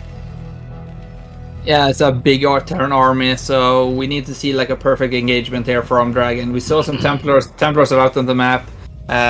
We need to see how good the storms are. Observer sees it coming. This is not going to go well for Dragon, I've got to say. I mean, he's gonna try to buy time to maybe get 2 storms on each of those Templar. Right now, only 1 storm so far at about 120 energy. He's going to need that 150, so he's got to delay for maybe another 20 seconds, but he's just going to go. He's so desperate right now to try to stop this push right now, but there's so many tanks that are all pre-sieged. The Zealots are so badly damaged, they're all going to go down. Some shuttle bombs as well, some decent storms, but the problem is there's so many Terran units right now, not even sieging half of his siege tanks, and all the Dragoons go down. I think that's going to be a good game. Dragon with a massive shake of his head is just, I mean, he's incensed right now with his play. 2 arbors coming out, but he's not going to have enough energy for stasis either. Yeah, like you said, he only had like a wait for a couple more seconds, and maybe like 30 seconds, he would have had 2 storms on those High Templars, and the Arbiters would have been out as well, which could have helped him a little bit, send in the Zealots, take the splash damage with the siege tanks. But this is just a massive army, and the storms are great as well, but yeah, it didn't really go that well for Dragon. Yeah, just not enough units for him right now. I mean, he attacked there without being maxed out, where Sterling was maxed out. And that's never a position you want to be as a Protoss player. Right now, Sterling, even though he's got the low ground at disadvantage right now, he's just mauling through these Protoss units. And DragOn with the GG. Sterling takes the series 2-0, as we can see DragOn's face with the frustration. But Sterling's face has not changed one bit. He is just calm, stoic, and he you know, it's like another day at the office for him.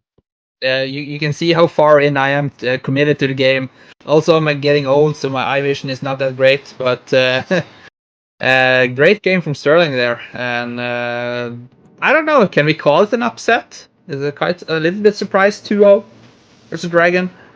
I don't know. I mean, I know DragOn's a very solid player, but man, Sterling is just so strong. And having seen his play, you know, through our Discord, we know he's a good player, and we're all rooting for him, at least in North America, or at least in the USA. I don't know, but North America, I think the Canadians are rooting for DragOn over there. But Sterling moves on to the winners match against Bonyth. That's gonna be a powerhouse of a matchup. Really excited to see how that one goes. Meanwhile, DragOn falling into the losers bracket against Dienmax in a PvP. So some more exciting games to come up here. I don't know if how are you feeling? If you want to keep continuing to go, or if you want to take a quick break. It's up to you. Up to you. Let's just go right into it. We're gonna go into winners match here against Bonyth and Sterling. I hope for Bonyth's sake that he was watching these games versus DragOn, so he kind of I don't know how much he knows about Sterling as well, because I have to admit I don't know pretty much anything other than what I've seen from round of 24 and round of 16 yet. So yeah, I'm excited to see what Sterling can do up against Bonyth. Yeah, like I said before, Sterling is just such a creative player. You know, he's able to kind of put the Protoss into a difficult position, because normally in a PvT, Protoss is sort of the one dictating the pace of the game, but Sterling is sort of trying to seize control of the matchup, rip that control away from the Protoss opponent, and he's the one trying to dictate the pace of the game by his own standards. And I think that's what really separated him from DragOn in that game. I think, honestly, in terms of skill, they're both relatively even, but Sterling is just able to you know, impose his will onto DragOn, and DragOn really felt that in that series. Yeah, definitely.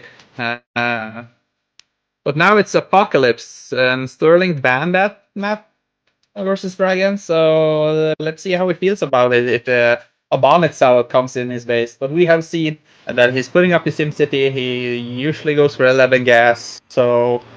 And Bonyth really isn't the type to go gas steal, I feel like. He doesn't feel like he needs to have that slight advantage.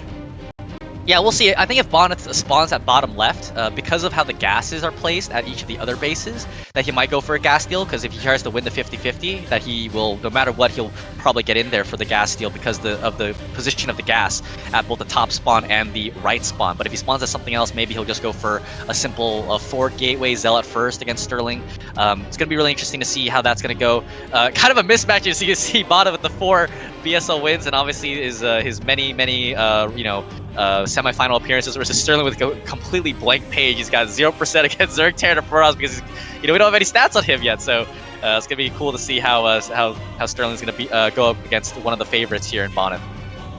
Well, Sterling's stats is going to be amazing for BSL 20, so let's hope he keeps playing and comes back for BSL 20, because then his win rate is going to be super high if he keeps moving forward in this pace. So yep. Looks like players are in the lobby. We're just waiting for the cameras to get put up there for Bonyth. Bonyth's camera is up now, so gonna see if the players are ready to go here in a sec. yeah, this is kind of like a different level of Protoss, so let's see how Sterling can handle the force of Bonyth. Yep, here we go.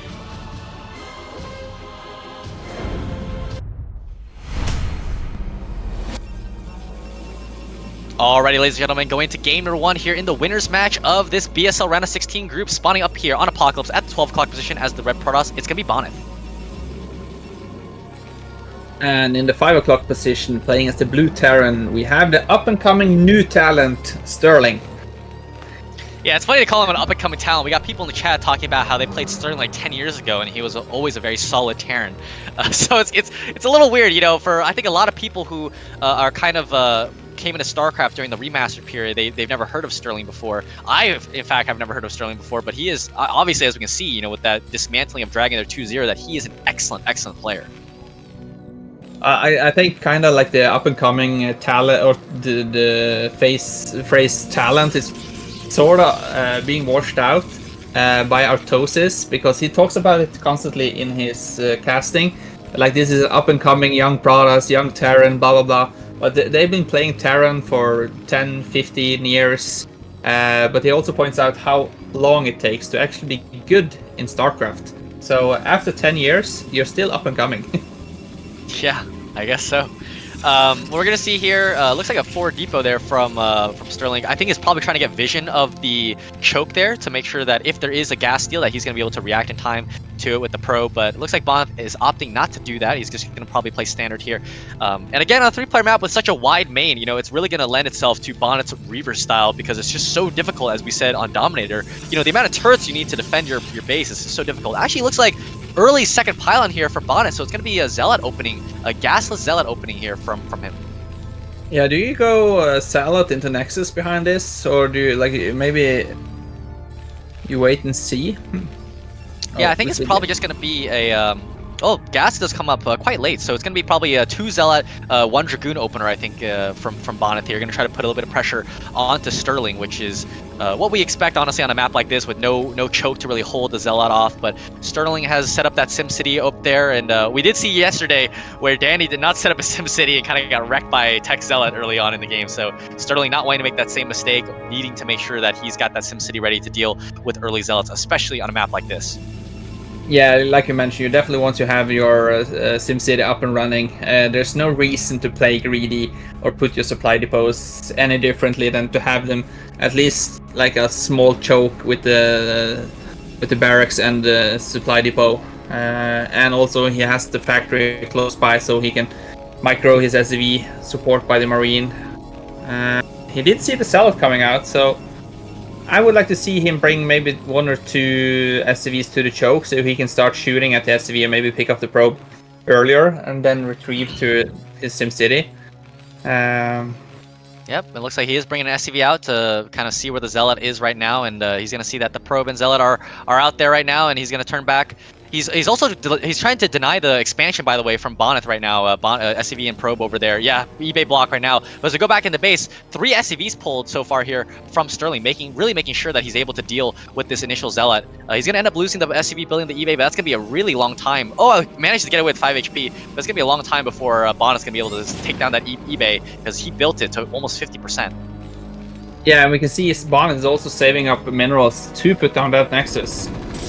We see bunker coming down. Let's see how good his Marine micros are. 2 good hits there from Bonyth. 1 Marine super low. Gets 1 SCV. Yep, he's got 4 Marines out now. That's going to be able to push away that 1 Zealot, especially the fact that the Dragoon back at home is dealing with the engineering base. So no follow-up pressure there from Bonyth. Is forced to deal with the eBay, and we're going to see the cancel come out. Yep, there's the cancel. Stop the timing, and the Nexus and the CC timing probably going to be relatively close between the 2 players, which is always, you know, pretty good for Terran. You always want your CC to go down right around when the Nexus goes down, or maybe even earlier if you can get it, because that means that he'll be in an advantageous position. Vulture, good control there, is going to be able to pick off the Zealot without taking a single hit. Yeah, that's a big win there from Sterling. Get that Zealot. Normally you want to have that Zealot maybe run in and get the scout on for the expansion or something. You can send in the Zealot and maybe start hitting on the bunker, and you can even save the Zealot for later when you go into Reaver. So a big pick off there from Sterling. Yep. Bonyth is trying to make sure that he can follow this Vulture, and Bonyth at the exact right time moved the Dragoon. Oh, maybe not. He didn't see the Vulture, I don't think. So the Vulture might be able to get in here. I don't know where the 3rd or 4th Dragoon is coming out. So Sterling could get a couple of probe kills right now. Really nice movement here from Sterling. Again, Sterling, as we can see from the APM tab, only 200 APM, but he plays really smart here. He's going to be able to get at least full scouting information down and kills off 1 probe. Going to try to run around and maybe get a 2nd probe here. Oh, no, a little bit bad control there. Unfortunately, not able to get a 2nd, but he does get full scouting information, knows exactly what the Protoss is doing, and that's always really, really important for a Terran player to, you know, he can cut some corners, maybe not get as many turrets as he normally would as well, or knows that's not going to be a DT rush. Yeah, I saw someone mention, or I saw a cast or something. Someone said that normally you don't really go out with your Dragoons anymore, like Bonyth is doing. That Protoss player don't that often put any pressure on the bunker because of that fear factor of a vulture being out on the map. So if you just kind of sit back home with your first. Oh, the siege tank! The siege tank is running away. One of the Dragoons is going to pop immediately, but he does manage to take out the tank and doesn't lose the second goon. So big pick off there by Bonyth. Oh, second siege was already out, so it doesn't look like he's going for mines this time, or like we've seen in the previous game, because Bonyth is already out on the map, so it's going to be hard for Sterling to come out and put some mines around like we've seen he do versus DragOn. Yep. He's got 2 machine shops on his factories already. Again, went for the FAC CC FAC. So maybe you might see a kind of a similar build here compared to game number 2 against DragOn as well. But on the other side of the map, Bond has gone for Reavers. And, you know, losing any initial tank and trying to deal with the follow-up Reaver is really difficult here for Terran because, you know, you need those tanks to really push away that Reaver. And without that third tank out, he might be in a little bit of a trouble here in trying to deal with it. No, I didn't see it at eBay, so no turrets up right now. So this Reaver might just fly around and get so much damage done. Yeah, we'll have to see an eBay started like right now. This Reaver is going to make a lot of damage, I think. I wonder if you're going straight to the main or if you want to jump on the bunker. I think he's going to go sneak around and go into the main. I think Sterling was trying to maybe go for some kind of early tank stab or something, but he's got early siege mode here. The shuttle is out, and the problem with this, there's no anti-air. He's got 4 Marines in the bunker, which is okay, but no armories for no Goliaths and no missile turrets means that this Reaver is going to get so much harass and damage done. Yeah, this Reaver might even be end gaming, but gets a lot huge of scarab shot. You might up end getting 2 siege tanks as well. Both of them are red. Great micro here from Sterling, doing what he can, but first goes down, second goes down, and we saw he only has 2 left in his natural. Oh man, this is no anti-air. You need to get the anti-air. I think Sterling just got a little greedy here, not thinking that Bonyth was going to go into Reavers, but everyone knows Bonyth is a Reaver master right now, and he's going to go into the natural here. Going to fire up another shot right now. Nice Scarab there, going kind of getting as close as he can to these STVs at the mineral line there. And this is game-ending damage. I mean, you can look at the supply already with a 30 supply advantage right now over Sterling, and Sterling's gonna be kicking himself a little bit for not going into any kind of anti-air. He hasn't tilted at all. I mean, you look at his face; it's super calm, super stoic. But I mean, inside he might be feeling like, God, why did I make an eBay? Why did I make an armory for some Goliaths? Yeah, but he made an eBay in the previous game versus DragOn, so he already had a turret ring set up by the time DragOn's shuttles come in. And if you're afraid of DragOn shuttles, you definitely have to be worried about Bonyths. And we can see Bonyth is kind of doing like. Oh, Bonyth with a little bit of snow control there, making the shot miss. That is, I mean, especially on TR16, that's pretty crazy to try to pull off. And the Scarab hit as well. It didn't dud. Massive control there from Bonyth. I was going to say, like, if you can see like the snow level of the Bonyth Reaver, as soon as he sieged down and went into the main to help his main base, he went back to the natural. And Snow often commentates that he's saying, "Oh, you can't leave your base unattended. I will go here. Oh, you're not there. I will go here." So. Yeah, he does that a lot in those videos where he's you know, clapping his feet, he's laughing, he's cackling like a maniac, and I mean that is true Protoss' spirit right there, just cackling as you dismantle a Terran player. I mean, we've seen his games against Artosis obviously, and Bond is sort of doing the exact same thing here, but he's got a super stoic face as well, like Sterling, and he's got shuttle speeds done as well now. Dropping the Reaver here, he's gonna take down that siege tank. Big Scarab shot as well onto those SCVs that are right next to the tank. The Reaver had 18 kills, so he picked it up so fast, so we didn't get to see how many other kills he got. I don't think they counted on the Reaver, but there was a massive damage there from... Yeah, the number lies, it's more than 19. And Bonyth moves in the front as well, because all the siege tanks are back at home, trying to help. Yeah, and he's just kind of pulling and ripping Sterling apart right now, pulling him every which way. He's just completely discombobulating the Terran player, unfortunately. And now Reaver is going to drop on top of 3 tanks. Huge! Will he get a second Scarab? No, okay, he's just going to pick it up, get 1 Scarab down, not going to be too greedy with it, and he's just going to pull right back. And he's got to be careful if he drops the Reaver. There's a lot of unsieged tanks that could target fire down that Reaver. Yeah, he knows Bonyth's control is so good. He's not too greedy. He's playing so safe and standard right now because he knows he's got a huge advantage. Yeah, but Sterling actually managed to get up to 5 factories behind this, and he kind of rebuilt those siege tanks super fast. Like, he had 8 at most, and only like 3 minutes ago he only had 2, so there's a lot of siege tanks. But like you pointed out, massive supply lead for Bonyth. He's taking a 3rd base behind this, and we can see a gateway explosion in his base, so it's going to be Dragoon and massive Zealot army. Yeah, I mean, it's also going to be even harder to try to be able to stop the Protoss here because of the fact that, again, he's got no anti-air. This shuttle, with Bonyth's control, I mean, Snow does this all the time, where if you don't have enough anti-air, man, those shuttles are going to basically control the entire push. And we can see how slow Sterling has to move out across the map, because if he moves even a little bit too fast, Bonyth's going to pounce with those Reavers.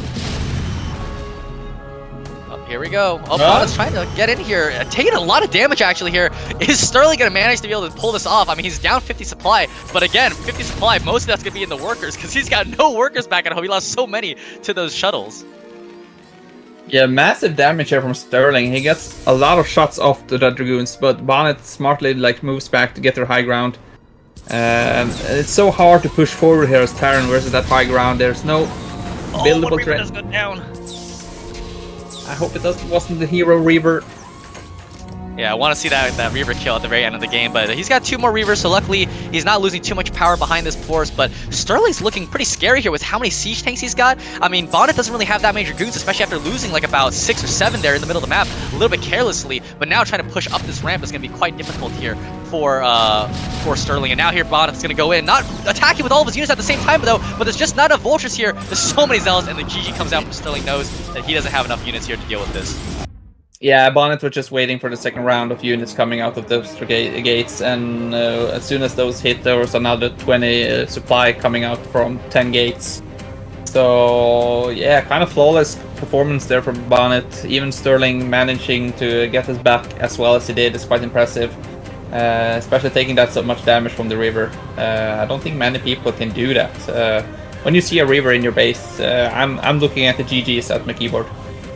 Yeah, pretty much. I mean, you gotta give credit to Bonyth, man. That Reaver control is excellent. The fact that he dudded the shot was crazy. It's so crazy to try to do, you know, in such a high stakes tournament. I mean, if he loses the Reaver there, right, Sterling has an opportunity to get back in the game. The fact that he didn't lose it meant that he could continue the pressure. And someone's got to clip that, man, because that is just, I can't believe that he would try to pull something off like that. That's crazy. A TR16 in the tournament like this. I mean, that's brave. That's so brave for him. Yeah, where other players might blame luck and lag, you see Bonyth doesn't care about that. He drops Reavers in TR16, no latency problem for him. So yeah, great game there from Bonyth. It's Sterling's pick right now, so it's going to be interesting to see which map Bonyth bans. Maybe Pantheon, if you saw the first game from... He's going to go Vermeer, ban NDO, and we're going Vermeer. So 4-player map, quite a rich map here, which is, I think, honestly lends into kind of Sterling's gameplay, especially after we saw game number 2 there against DragOn. So he could try to go for maybe another faster base, especially with how close that base is just outside the natural, and then kind of go into more of like a split map Terran style. Sterling, as we know, not the fastest player, but he's got a lot of good game sense. He's got a lot of good strategy and planning. So I think maybe a map like that is going to play a lot more into his advantage. Yeah, I don't think you really need to be the fastest player either. Like, many people talk about the APM, but we can see Bonyth, he is constantly in the low 200s. So as long as your mechanics is great, I don't think... Like, of course it matters in the APM, but that's just how fast you're clicking. Your response time can be different, I believe so. Yep. Going on Vermeer. I think this is the first time I've seen Vermeer in the past 2 days, actually. So it's going to be finally a nice time to see this map come out here. Protoss versus Terran. Actually, a little bit Terran advantaged. And looks like players are ready, so we're going to be jumping into game number 2.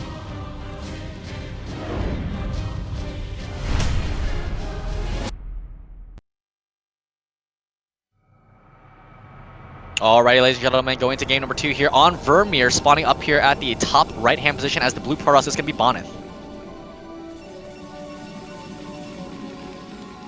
And in the bottom right corner, we have Sterling playing as the Red Terran. Yeah, so You can close spawn so- here. I was looking at Sterling's camera. I'm not sure what he's doing. If he's doing abdominal training or something, he's rotating a lot. So I think he's just working out his abs during this set versus Bonyth, while Bonyth is sitting there calmly, doing what he knows best, killing Terrans. Yeah, both these guys, just their faces never change. I mean, Bonyth, you might as well just not even have a camera, just have a still image of him and just slap it down there, and you won't even notice a difference because he doesn't even move, man. His eyes don't look like they don't even move. They're just right in the same spot all the time. There you go. Took a deep breath there, and letting out a nice exhale to kind of get himself steadied for this game. Sterling, same thing. You could probably play a loop of him just chewing. I don't know if it's maybe some like gum or maybe some nicotine or something like that, but he's just chewing. He's just going after it. And again, if you played a quick like 1 second repeating reel there, it'd be the same exact thing every time. Yeah, I saw him pick up a small pieces of DragOn from the previous game there, so he's still chewing on DragOn from that Dominator game. So.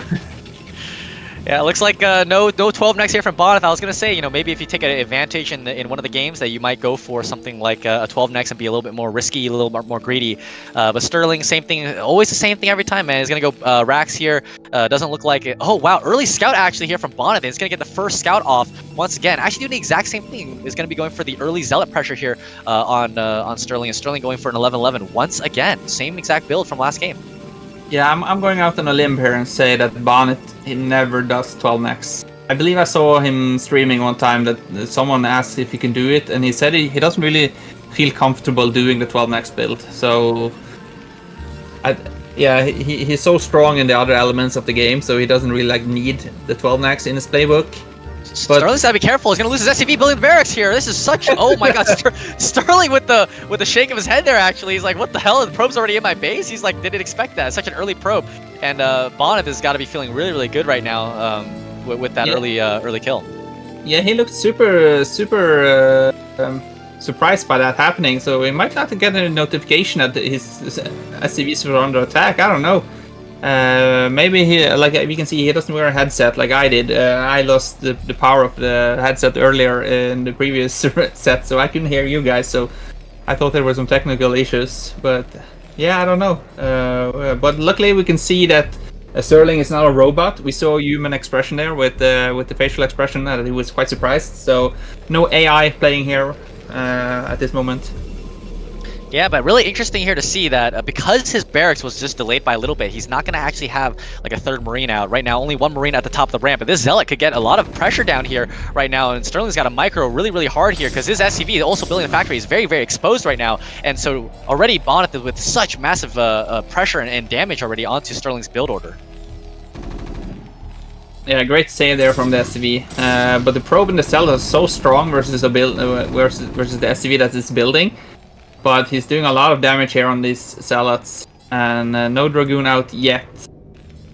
Yep, Sterling with a nice SCV control there, pushed away the Zealot, not able to get any more damage done. So luckily, at the very least, not too much damage where it's game ending, but definitely I would say Bonyth is playing very comfortably. No eBay block this time either from Sterling, so he is going to be in a nice position here, or yeah, nice position for Bonyth here to get that Nexus up and ready. And Sterling's got that SCV in the middle map, might be trying to go for some kind of play here later on, but good target firing also from Bonyth with the probe to be able to take down that SCV in 2 shots.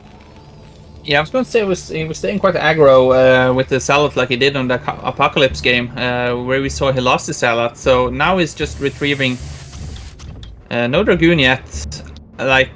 Towards, it looks like he's looking for that proxy. I think Bonyth, his spider senses are tingling, so he feels something is up. He doesn't really find anything yet.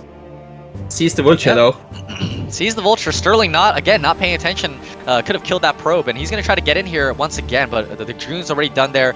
Zealot's also there. Second Dragoon, so yeah, he's going to have to turn around. Could have gotten a probe kill there, so again, that's what I'm saying a little bit sometimes. Maybe his APM not high, and maybe even if he didn't get the notification, maybe he should have been checking his barracks a little bit more there in the early game. Would have saved the SCV.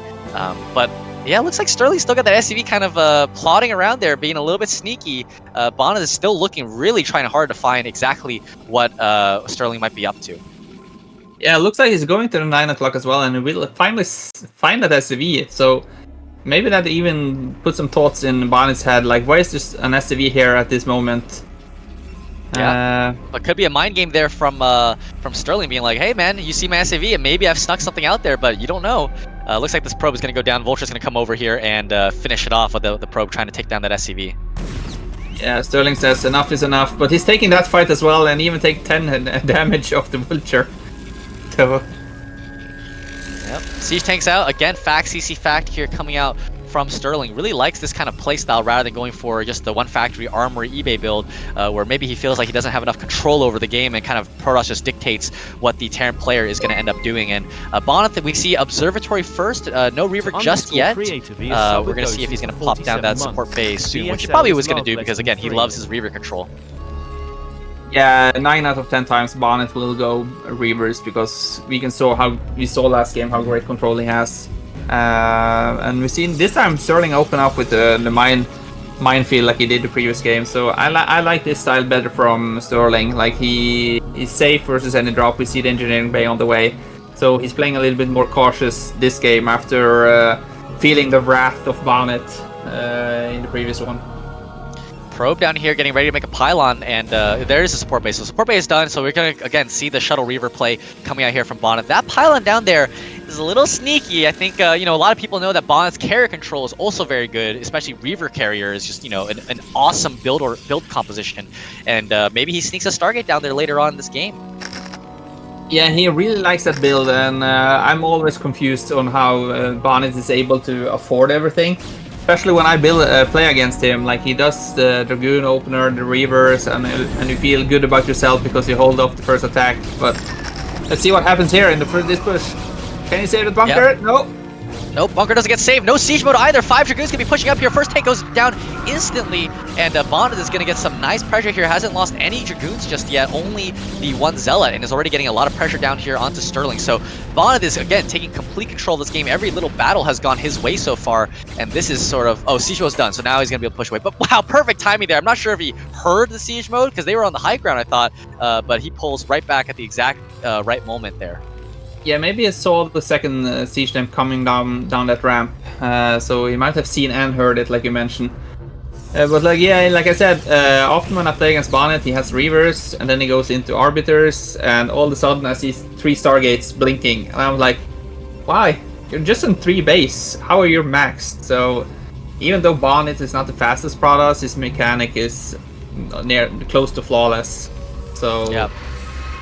He knows I think he knows the amount of probes that you need to kind of have the efficient build order. He doesn't overmake probes. If you look at Bonyth replays, you see he's not that stuck high in the 70 and the 80s probes. It's like 60, 65, which is the ideal number of probes you want on 3 to 4 bases. Yep. See Sterling here now going to a 6 fact, probably going to try to go for a big push, thinking he's probably a little bit too far behind to try to play an economic game against Bonyth. But Bonyth is now going for his big gateway explosion here. He's also got the shuttle floating over that robotics facility, getting ready to pick up that next Reaver here. And we're going to see if he's going to come fly in here to deal with the next, with maybe some harass. But looks like Sterling this time is going to be prepared for it. We got the turrets already set up, and it's going to be interesting to see what the push is going to look like coming out here from Sterling. Yeah, I was going to say, like last game we saw no turrets, and this time we made engineering bay, but we only saw 2 turrets, and the third one making in the bottom left corner. So there's a lot of angles where Bonyth can come into his base and do some damage. Let's just see if we can find those small chokeholds. But also it's a lot of units from Sterling in the main, so he recognized there's potential danger here. But I think this is go time for Sterling. Yep, Bonyth is going to try to come in here with the Reaver. He's got the Shuttle Reaver already set up, and siege mode already from Sterling. I don't think he got those shots off. I think the Reaver got picked up right at the perfect time. He's going to drop Zealots. Nice unsiege there. The exact right timing there from Sterling, and now there's only 5 Dragoons here. Going to try to come in here, and does actually pick off one of the units, but nice siege from Sterling. Sterling playing really well here. Has really good unit control in terms of managing his army. Yeah, great control from both players there. Bonyth's trying to make the max out of it with the small group of Dragoons. Backs off in the nick of time. Great unsiege there for Sterling. But also behind this, that's the time and valuable time both there from Bonyth while pushing forward. Yep, there's the high ground for the Reaver, and Snow loves this position here on this map, Vermeer, where he just kind of drops the Reavers there up onto the high ground. You don't have vision of it unless you bring a Barracks or an eBay with you, which Sterling hasn't done. He hasn't brought the Barracks or eBay with him right now, which I think is a little bit of a mistake. If you're going to go for this push and you know you're committed to it, you need to bring a building with you to provide vision, especially of that ramp. Now, he's gotten control of it now, so it's not a problem anymore, but he did end up losing one tank there, and Bonyth is going to try to go for a big gateway explosion right now. Yeah, adding 3 more gates, going up to 9 gates to try to deal with this push. Yeah, I would like to see a second shuttle come into play as well, with maybe a second Reaver or some self-bombing. But in this push, like you mentioned, we can see Flash and a lot of Terrans lately has been starting to send out their eBay and their Barracks, but Bonyth is kind of like doing the counterplay here. I think this is a dead third base for Bonyth, but I think this is a base trade, and I don't think that was end well for Sterling. Yeah, Sterling is going to might lose control of his production facilities, which would be super, super bad here. The shuttle dropping 2 Reavers in. 1 Reaver does manage to go down, luckily, for Sterling. But the problem is yeah, it's going to be a base trade, and I just don't know if he's going to have enough to deal with it. The Dragoons are going to get on top of the production, and there's also Templar Archives down, so Bonyth can also go into DTs and try to deal with it. We did see this kind of base trade situation happen last time with, I believe it was like Tarson against Tech or something like that. I forgot exactly what that was yesterday. But even the Reavers out there, bam, killing 2 of the siege tanks. SCV's trying to hold high ground. I just don't know that Sterling's able to hold on in this base trade situation. No, you beat me to it, saying that the Templar Archives were ready. So a couple of DTs pops out here. It's going to be the end. We see that there's no scan for Sterling. He can make some turrets though, but how do you deal with this massive force back at home? You don't. There's too many Dragoons. Yeah, I mean, it could get into a place where maybe the base trade does go favorably for him, but no, Sterling knows it's going to be GG. The DTs are out, and he has no scans.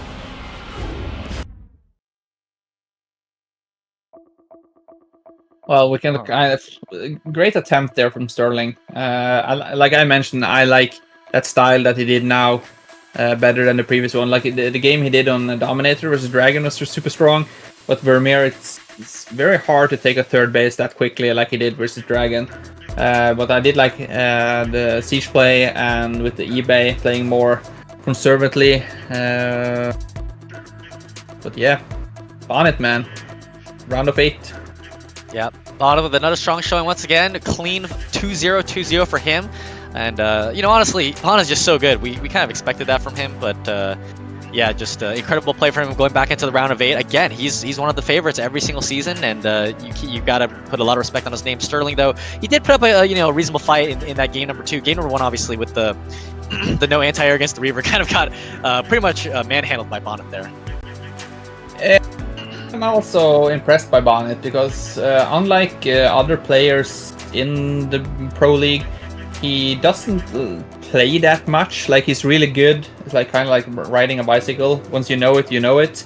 But until yesterday, I learned that he has a different Twitch channels as well, where he plays a totally different game where he spends a lot of time playing. Also, he plays a lot of Heroes 3. So, and I don't know how much he plays Broodwar off stream, but he tends to stream every time he's playing, so to still be able to perform this season after season, like he only needs a couple of days before the game started, and he's already warmed up and ready to go. Yep, that's what happens when you've got such a good understanding. So I think we're gonna probably take a quick break here, guys, and then we'll get into the last 2 games or last 2 series of this Group A here in the round of 16. So don't go anywhere, guys. We're gonna take a quick break.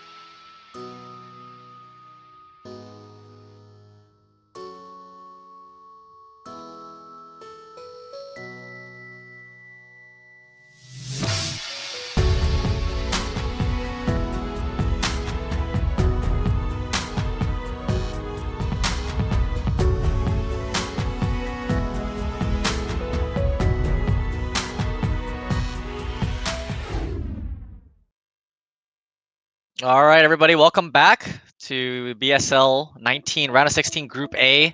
A little recap of what's happened so far. Bonyth has advanced to the round of 8 with very clean games and wins over Dienmax and Sterling. Sterling had beaten DragOn in the first match and unfortunately got knocked out by Bonyth, going into losers bracket. And so now we've got the losers match between Dienmax and DragOn. Winner or loser go home. Winner advances to the finals match to face off against an awaiting Sterling there. And PvP, Dienmax vs DragOn. Yeah, a lot of anticipations here for these games. A lot of stakes. For some of these players, round of 8 will be the first, I think. Either Dienmax, DragOn, or Sterling has been in round 8. We know that this is the first performance of Sterling, and he's very close to making it out. Maybe it was like strategic play from DragOn as well. Maybe he lost on purpose. Not taking anything away from Sterling, but we saw that winning versus Sterling might give him Bonyth, so maybe he wants to play Sterling in the loser bracket and maybe perform a little bit stronger than we saw from the previous games there. I don't know. Yeah, I mean, DragOn, yeah. I mean, now that he's got also a good read on Sterling, if he wins this match against Dienmax, then he can come in and he can plan a different strategy around this. But Dienmax also one of the open qualifier advancees with Sterling, actually. Both of them coming through the open qualifier. And yeah, Dienmax is going to be interesting to see how he goes. Again, this is the farthest he's advanced in a BSL, so, you know, maybe he could try to push it further. Is both players' PvP actually pretty lackluster, honestly, if you look at the statistics. DragOn with a 34% and 27% there for Dienmax, but looks like players are ready, so we're ready to jump into game number 1.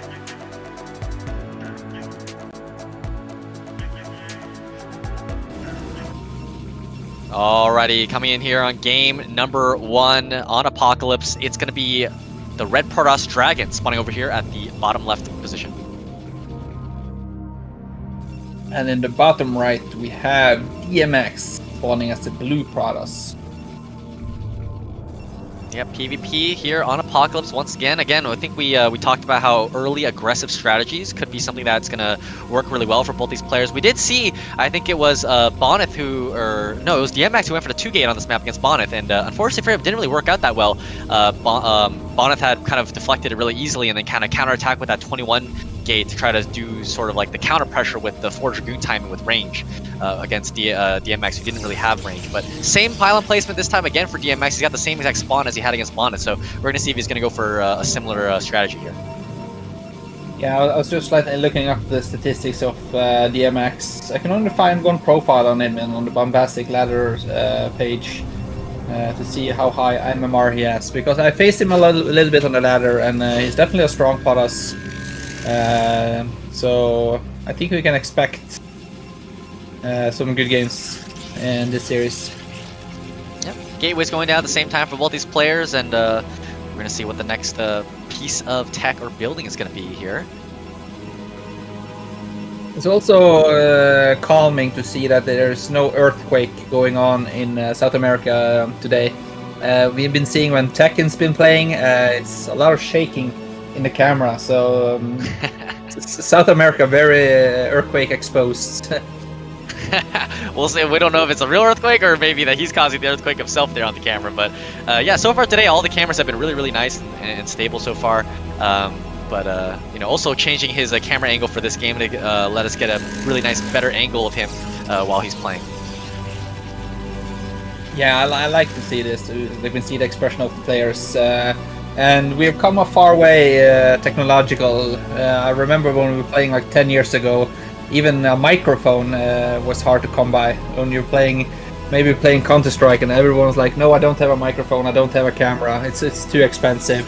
So it's great to see how far we've come in just 10 years. Yep.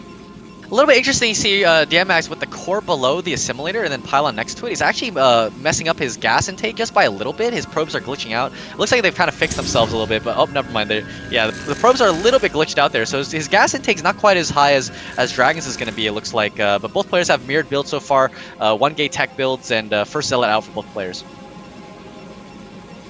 Yeah, but we're DMX slightly faster because you can see he has more gas.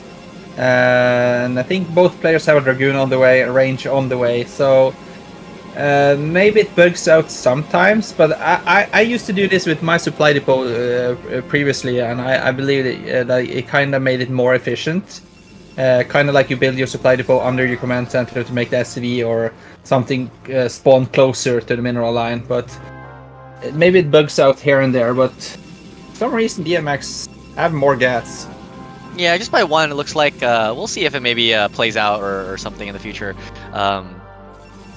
DragOn actually pulling a guy off, 2 guys off gas actually. He's only got 1 probe on gas remaining right now, so interesting strategy from him. Maybe he's going to go into a faster Nexus here and try to get the economic advantage over his opponent. Yeah, maybe it's going to be like a Nexus. Oh, not a 3 Nexus, gate. but It's 3 3 gate. gate. Yeah. Yeah, I was going to say maybe a Nexus into 3 gates, but it's 3 gates straight off. So let's see how DMX responds to this. Yeah, he's going to be able to get the probe, luckily, with that Dragoon.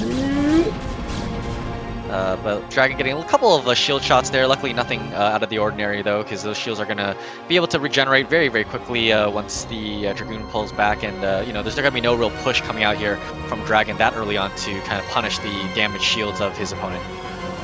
No, almost a little bit sneaky move there from DMX. He tried to sneak it. Well, he killed the probe, he tried to sneak in his own, but he recognized the DragOn repositioned his units, so he didn't sacrifice the probe for more information. So he still doesn't know that it's 3 gate, but I think you're fine 2 gate versus 3 gate, like in the first minutes. I'm not sure when 3 gate kind of comes into play. Is it in the second round or third round of gate Dragoons, where you kind of really feel the power of the 3 gate? Yeah, I think it's going to be in the second round of goons, but it's really going to come down to that early game micro there from both these players. You know, if DragOn can even snipe 1 goon and keep his own goons alive, I mean, it's going to snowball really quickly, and that's sort of like the power of the 3 gate. If you can get even a little bit of an advantage, you could turn that into a complete game-ending battle. So here we go. The first couple goons are coming out now from DragOn, and Dienmax probably going to try to take the high ground position there and stop these goons from pushing up, because that high ground is going to be really difficult for DragOn to push up. Yeah, I wonder if DMX saw how many Dragoons there were and kind of recognized that this has to be 3 gates, but he loses his first Dragoon. Yep, there it is. That first goon is going to come down, and Dienmax now going to pull back. He's going to have to lose the high ground position here. Really nice micro there from DragOn with that 1 super badly damaged Dragoon. Will Dienmax be able to recognize that and be able to pick it off later on? But now, obviously, we've got the defender's advantage here. The next round of goons. Oh, that 1 goon is a little bit forward here. Okay, doesn't take any hull damage, but here, DragOn's just going to go in and going to try to 2-shot all these goons. Takes out another Dragoon. That 1 low HP Dragoon is in the back right there, not going down right now, and I think DragOn might just snowball this into a game win here. He's got 3 more goons on the way, and this is such a chaotic game here from DragOn, but he's going to be able to easily pick off all these goons here with his numbers advantage. Yeah, 3 more coming in from behind there, and I don't think DMX kind of clicked on the Dragoon. He didn't realize how injured the one of them were, and when DragOn came into his base, his Dragons were not set up correctly. They were kind of like an awkward position, and DragOn kind of capitalized on that and just pounded on DMX's Dragoons. Yeah, picking off all these probes right now. That one, oh, okay, this time the red HP Dragoon doesn't manage to go down, but unfortunately he's still down on goons right now, 4-2, with 3 more again on the way here for DragOn, where so there's only gonna be 2 goons popping out at a time for Dienmax. Dienmax is trying to get that Reaver out probably with that robotics facility, but again, there's gonna be a lag time there between it and getting a Scarebat to start fighting against these goons. And here we go, DragOn diving once again onto these goons, 3 versus 3, but more reinforcements coming out for DragOn right now, but the probe's coming out off the line to deal with it. Does manage to take out 2 more goons, and the Reaver is out now. Yeah, Reavers are out, like you said. Okay, has 1 Scarab, he might get 1 shot, maybe 2. Can I get 2? Yeah, looks 2. like 2 shots, maybe a 3rd shot if Sarah comes out in time. No, doesn't get the 3rd shot. The Reaver does go down, but 2 badly damaged goons here for DragOn. So Dienmax is going to pick off the 2 low HP ones, and now he's going to be able to turn his attention to this 1 remaining goon with the defender's advantage. And the problem for him is obviously he pulled so many probes, lost so much mining compared to DragOn, as DragOn's now taking expansion behind this, so he is firmly in the driver's seat right now. Yeah, and DMX behind it, like you said, he pulled so many probes that he forgot to put them back on the gas.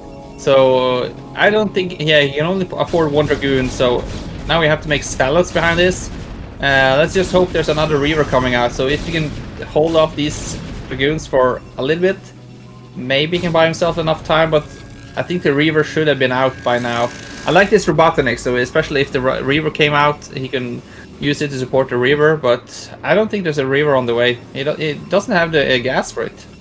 Yep, doesn't have the gas. We do see it now, a Robo coming out here from DragOn to try to equalize the tech advantage that Dienmax has right now. But yeah, the economic damage was so severe that Dienmax not even able to kind of deal with that shield battery either. Can't even save it. And now 5 versus 3. I mean, this is going to be really bad. Nice pick off there, though, from Dienmax, but a Goon is popping out the wrong side of the gateway's there, and it's going to get trapped, and DragOn's going to instantaneously pick it up. He attacked his own Goon, actually, so a little bit of miss micro here from DragOn. Yeah, there's a lot of stuff going on here. He's expanding behind this, like the Dragoon popping out on the right side, wrong side, flexing a little bit, attacking his own Dragoon. But so many probes have gone down in this game. So, and now we see the sellout because of the lack of the gas. Yeah, and Zealot's gonna just instantly go down. Reaver is finally out right now, but again, will it have enough time, buy enough time for itself to get some scarabs out? But the Goons are just gonna dive right on top of the other Goons and probably start going after the probes once again. And DragOn, as long as he can split these Goons pretty well, I mean, I don't think that the Reaver's gonna be able to do enough damage to these Goons because, you know, again, 2 scarabs to kill each Dragoon, but as long as they spread out a little bit, I mean, it's gonna be okay. Now, that was a good, decent scarab there, hitting 2 Dragoons. Yeah, and Dienmax's base is kind of working against him. It's hard to engage in a good fight position, get a good angle with the Reaver. Yeah, so 1 Dragoon versus 6 and 1 Reaver. Get some good scarabs off, but now we can see Dienmax putting his hands off the keyboard, typing GG.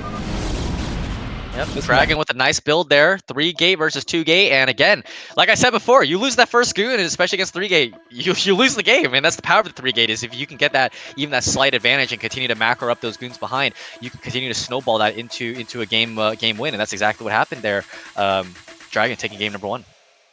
Yeah, he didn't put his foot off the gas, just kept sending. I think he even had a rally point outside of DMX's natural. So there were always Dragoons standing there waiting into the next fight. So DMX only needed a few seconds, maybe 30 seconds or something, to get the Reaver online with the battle shield. But DragOn came in just too early for him to be able to hold that attack. So good timing there from DragOn. Yep, DragOn's gonna ban Dominator. Interesting choice here. After winning on a 3-player map, he's gonna ban another 3-player map, but maybe we'll see something crazy like an NDO pick, for example. NDO, you know, you can see a lot of like proxy 2 gate on that map, for example, the size of the main and also that backdoor area that you can build in. But we're gonna see what DMX has maybe got a map prepped out here for this next one. Yeah, it's going to be interesting to see. Quite surprising that he banned a 3-player map after pulling off a quite convincingly win on a 3-player map. It's gonna be on Pantheon. So we saw that in the game number 1 against Bonyth versus Bonyth versus DMX, yeah. So, and Bonyth took that game pretty convincingly as well. We're gonna see, but DMX did put up a fight, so we're gonna see if that's gonna be the same kind of thing in this game. Again, it's gonna really come down to those kind of chokes there around the map, and maybe DMX has kind of learned from that game against Bonyth and has got a little bit of a different game plan going into this game. Yeah, it was a super close game versus Bonyth, really. By the end of the game, it didn't look that close that it was, but DMX definitely had the ID worked out. Like, he knew what he was doing. They were kind of killing off each other's probes, but in the end, Bonyth just had the numbers. So it might be that DMX feels comfortable playing on this map. Like, he has his strategy worked out for him. He doesn't really have to worry about the 2-gate push. So yep. And it looks like players are ready right now, and they're in the game.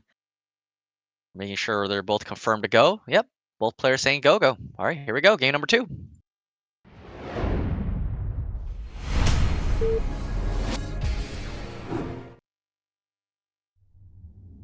Alrighty, here going to game number 2 on Pantheon. Spawning down here at the bottom right-hand position as the red Paras is going to be Dienmax.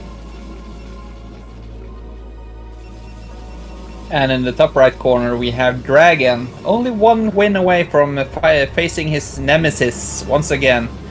Since he's up 1-0 versus DMX. 1 foot closer to the loser advantage match.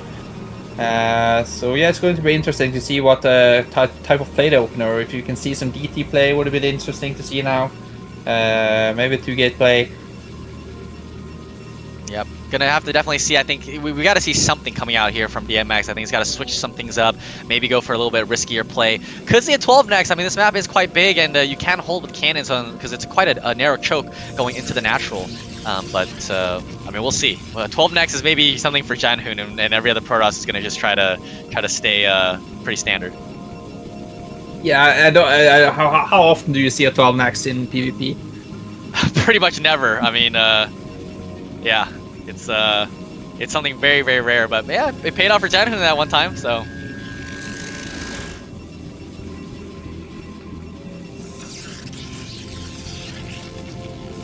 Oh yeah, it's like no guts, no glory. Sometimes you just have to kind of try to surprise your opponent.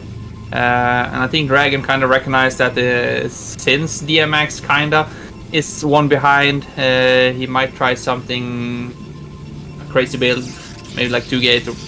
Like on Pantheon, I don't think you can proxy that much on this pan. Is it buildable terrain in the middle of the map? I'm not sure. Yeah, buildable terrain in the middle of the map, but not kind of like around the sides of it. And there's some buildable terrain, obviously, in like the side bases if he wants to go for a proxy. But looks like both players just opting for the same kind of opener, 1-gate gas into tech. But we're gonna have to see what kind of tech they put down is, or maybe they'll go for again a 3-gate opening from DragOn is possible as well. Yeah, DMX slightly faster cybernetic score, and he also gets the first scout, so big advantage here from DMX. He knows that it's not up against any 2-gate, but we can see that the first salad is already on the way from DragOn, and there DMX started his salad. So I think that's quite standard nowadays, that you kind of open with the salad either way, so you can try to block the ramp. Yep. If we go to DMX base right there, pylon in the bottom left corner of his main base. So, you know, we might see something sneaky down there later on. Maybe a Citadel of a Dune or something like that. I mean, we'll have to see.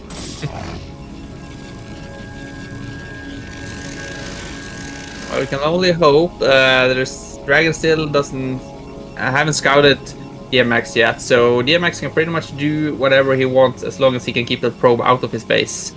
Yeah, unlucky hit for him last scout. Just comes down how good he controls the salad and the ramp, because only one salad can't block the probe alone. You kind of have to focus it and keep blocking it. And we see DragOn sneaks in.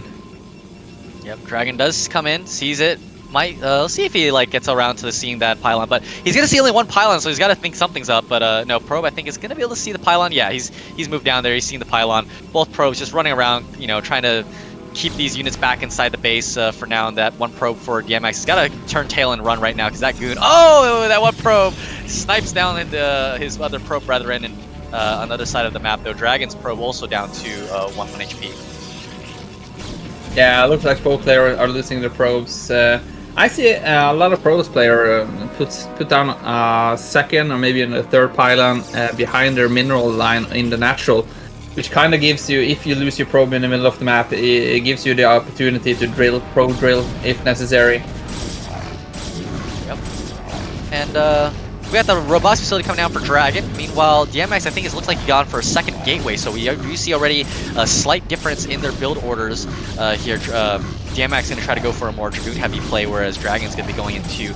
And I honestly think that DragOn in this game might be going into something more like a 1-gate crawling Reaver expand. I think that we could see that potentially on this map, especially with, again, how narrow that choke is there at the Naturals. Oh, never mind, it's just going to be a second gateway. So 1-gate Robo into second gate.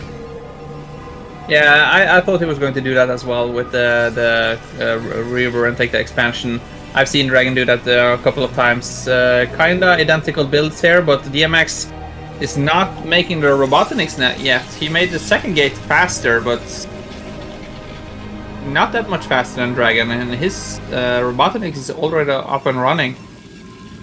Yep. We're going to see probably, I don't see an observatory yet put down there by DragOn, so I believe it's going to be shuttle with a support bay follow-up. No, okay, never mind. Observatory is already down there. He putting it away in kind of like a proxy position, but you know, it's just the observatory. You could let that one be seen. Yeah, kind of making like a small ring in his space to be able to detect any shuttles running in. Probe going out so we can see if DMX is trying to attack. He doesn't really know if he's up against 1-gate, 2-gate, 3 gates. So when he sees this, he recognizes it and goes back up on the ramp. When you're sitting in your main base on Pantheon, Are you fighting upwards or downwards?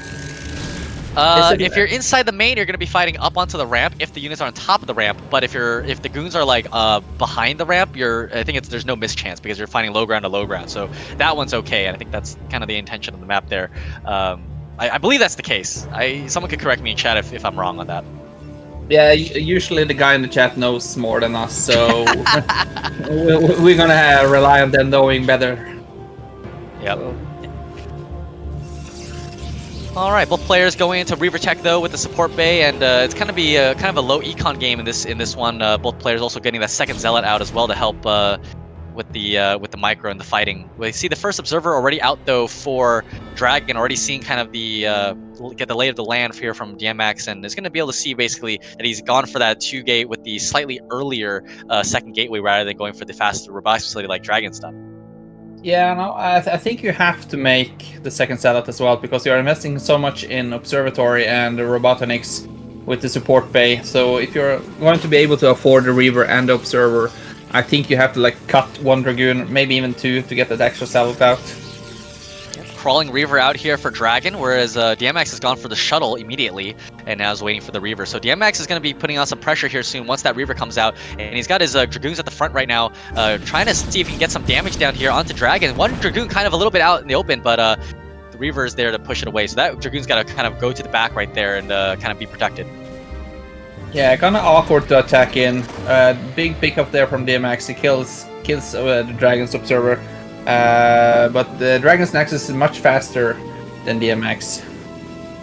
Yeah, but Dienmax does have a slight Dragoon lead, and again, I think it went for shuttle and then observer because he realized that there was an observer inside of his own base, so he wanted to pick that off, and the shuttle's still waiting for the Reaver back at home for Dienmax right now.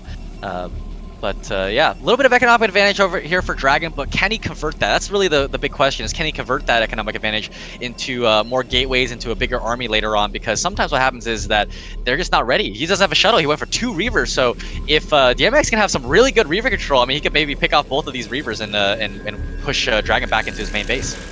Yeah, I think if he recognized that there's 2 Reavers and no shuttle, like he can go up in the front and attack this using the micro. But he also saw there was nothing in his main, but smartly put down pylon here for DragOn, so he sees the shuttle comes in. Can also be a bait play, like he tricks the Dragoons into the main and then attacks in the front.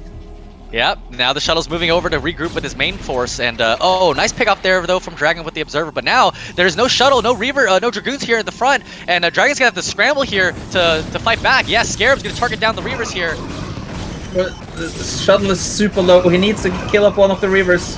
The shuttle goes down. Good Scarab though, but the Reaver does end up going down. So 2 Reavers should be able to hold the rest of this force, but one of the Reavers does go down here from DragOn. Really nice control there so far from DragOn overall. Dienmax not able to get the damage he needed to do with those Reavers. Huge Scarab there onto 4 Dragoons. But DragOn, meanwhile, has got a lot of damaged Dragoons there of his own. Yeah, I think one of the Scarabs from Dienmax kind of dudded, because I think he clicked on the wounded Reaver, but it somehow... Maybe he clicked S or something and stopped the Scarab, because he didn't do any damage really. And he had the shuttle advantage, but DragOn did a lot of damage initially on the shuttle.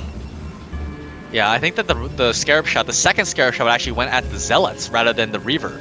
So he didn't manage to pick up the Reaver instantly, and so he had to force to kind of commit a little bit more with those Dragoons and dive on top of the Reaver to make sure it went down. Meanwhile, DragOn is now going up to 4 gateways. Finally, he's got that shuttle out of his own. He's even already got shuttle speed, so he went for really fast shuttle speed and before even getting a shuttle out of his own. And now here we go. It's going to be going over to try to get some economic damage here.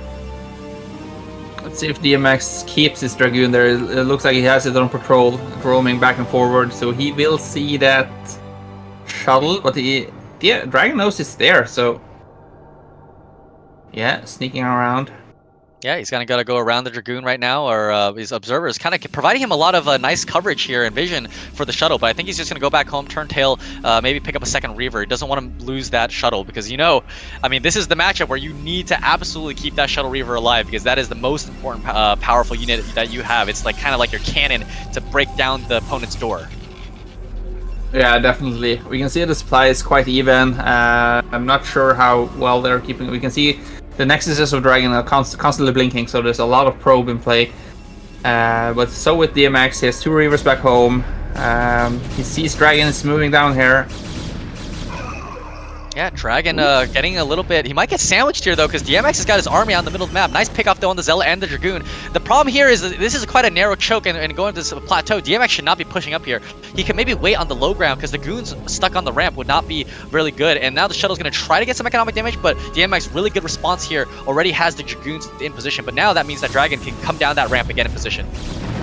Yeah, Dienmax has a lot of Dragoons, and he also has 2 Reavers, but he doesn't have the shuttle. But they're not. Yeah, oh, huge Scarab shots there. Also managing to walk forward and pick off the first Reaver, but now he's not really targeting the second Reaver. Now the Reaver is getting so much damage. No target fire there from Dienmax. Dienmax getting absolutely smashed in this fight here with goons back at home. Yeah, I thought this was going to be a clean, easy clean up from Dienmax, but somehow the fight just didn't win. Shuttle goes down, and Reaver goes down. The DMX Reaver, yeah, still has his Reaver, so he should maybe be able to hold this. Yeah, he's trying to micro. Oh, he lost his Shuttle Reaver as well. DragOn with the hot pickup lost it as well, but Dienmax on the other side is going to have his Reaver up at the very least with 3 goons there. But wow, I mean, what a crazy back and forth. Big scare shot there. Nicely done, picking off one of the Dragoons. So I think DragOn's got the pullback. He's got reinforcements there, but Dienmax will have the defender's advantage. But it looks like there's a lot of Dragoons coming down here from DragOn. Maybe he's going to try to push the tempo here and try to get some more harassment down. He's got 6 Dragoons, which can 2-shot those Dragoons over there. But the Reaver in the back right now has got 4 Scarabs down, so he's going to have the advantage. Oh no, but the Shuttle Reaver here from DragOn. Oh, such a long range as well from the Reaver. It shoots so far. And with no shuttle from DMX, this is going to be really... He needs to be careful with the shuttle though. Gets the shuttle. Are the Scarabs for... Down. Reaver versus Reaver without any kind of shuttle. The Reavers are going to try to run away from each other right now.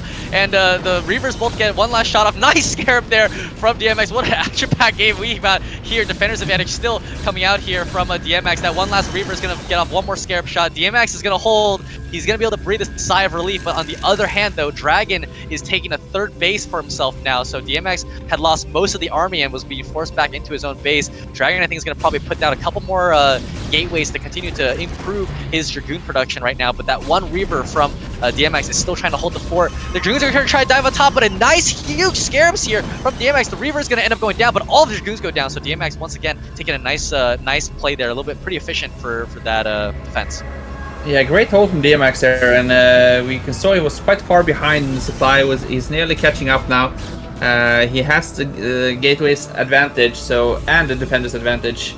And like you say, DragOn takes down his 3rd behind this, but he is also going to need to flood a little bit of gates to kind of officiate that base.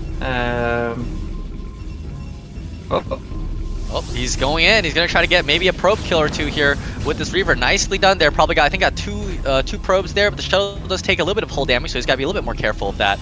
But denying some mining there from DMX means that DMX isn't going to be able to afford as many. Oh, but a good move here by DMX. Can he catch the shuttle? He's going to catch the shuttle. He does catch the shuttle. Huge play from DMX with this little packet, or this little grouping of Dragoons out here roaming around the map. That was an excellent tactical play there from DMX. Able to sort of equalize the position a little bit by picking off that Shuttle Reaver. Yeah, he just needs to be careful now that he doesn't overextend with these 6 Dragoons. Like, he finds the 3rd base. DragOn retrieving back home. Yeah, but now I think maybe DMX is up in 2 Reavers. DragOn is caught up in gateways, and we can see he's leading in the supply, but does he have any Reavers? We don't know. I don't think he has no. He only has massive. Yeah, 1 Reaver and Ooh. Oh, DMX is going to take the high ground position here, and now Dragoon is going to be fighting up. DragOn's going to be fighting up into this high ground position with the Reavers on the high ground as well. The one lone Reaver, the Reaver might get taken out by DMX's Reaver right now, and this is so bad for DragOn. He's trying to run. The slugs are running after each other, but meanwhile, it looks like DMX is going to try to continue to hold this high ground position while he's taking down probes here at the 3rd base. Oh, dropping even into the natural. So much multitasking going on from DMX. Huge Reaver shots as well, but right now he's got to save that Reaver and bring it back. But DragOn, has he lost control of the game? He has such a huge advantage. DragOn with the shake of his head, how did he lose this position here? It's incredible how he had such a big advantage, and DMX is clawing his way back in this game. Yeah, and DMX needs to be careful that he doesn't lose his position. Can he get the Reaver? No! Oh, the Reaver's at 1 HP! He had enough shields to live here. Huge plays from both sides, but DMX with massive economic damage. I mean, he's still somehow not got the lead right now. He's at 81 out of 87 compared to 87.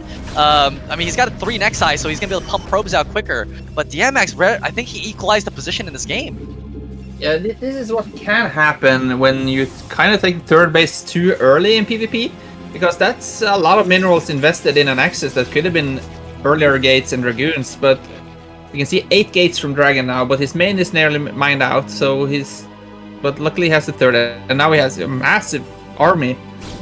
Yeah, but Dienmax is not stopping. He just wants to keep going. Again, the Reaver's coming in here, and that one super low HP Reaver looks like it's gonna crawl around the Dragoons. More probes going down. Is this gonna go for base trade right here? But Dragon be able to get this done? They're I mean, it's incredible. Dragon's got more gateways back at home to reinforce, but there's a Reaver right now for Dienmax, and Dragon's already getting on top of the natural here, but Dienmax back at home is getting on top of the gateways.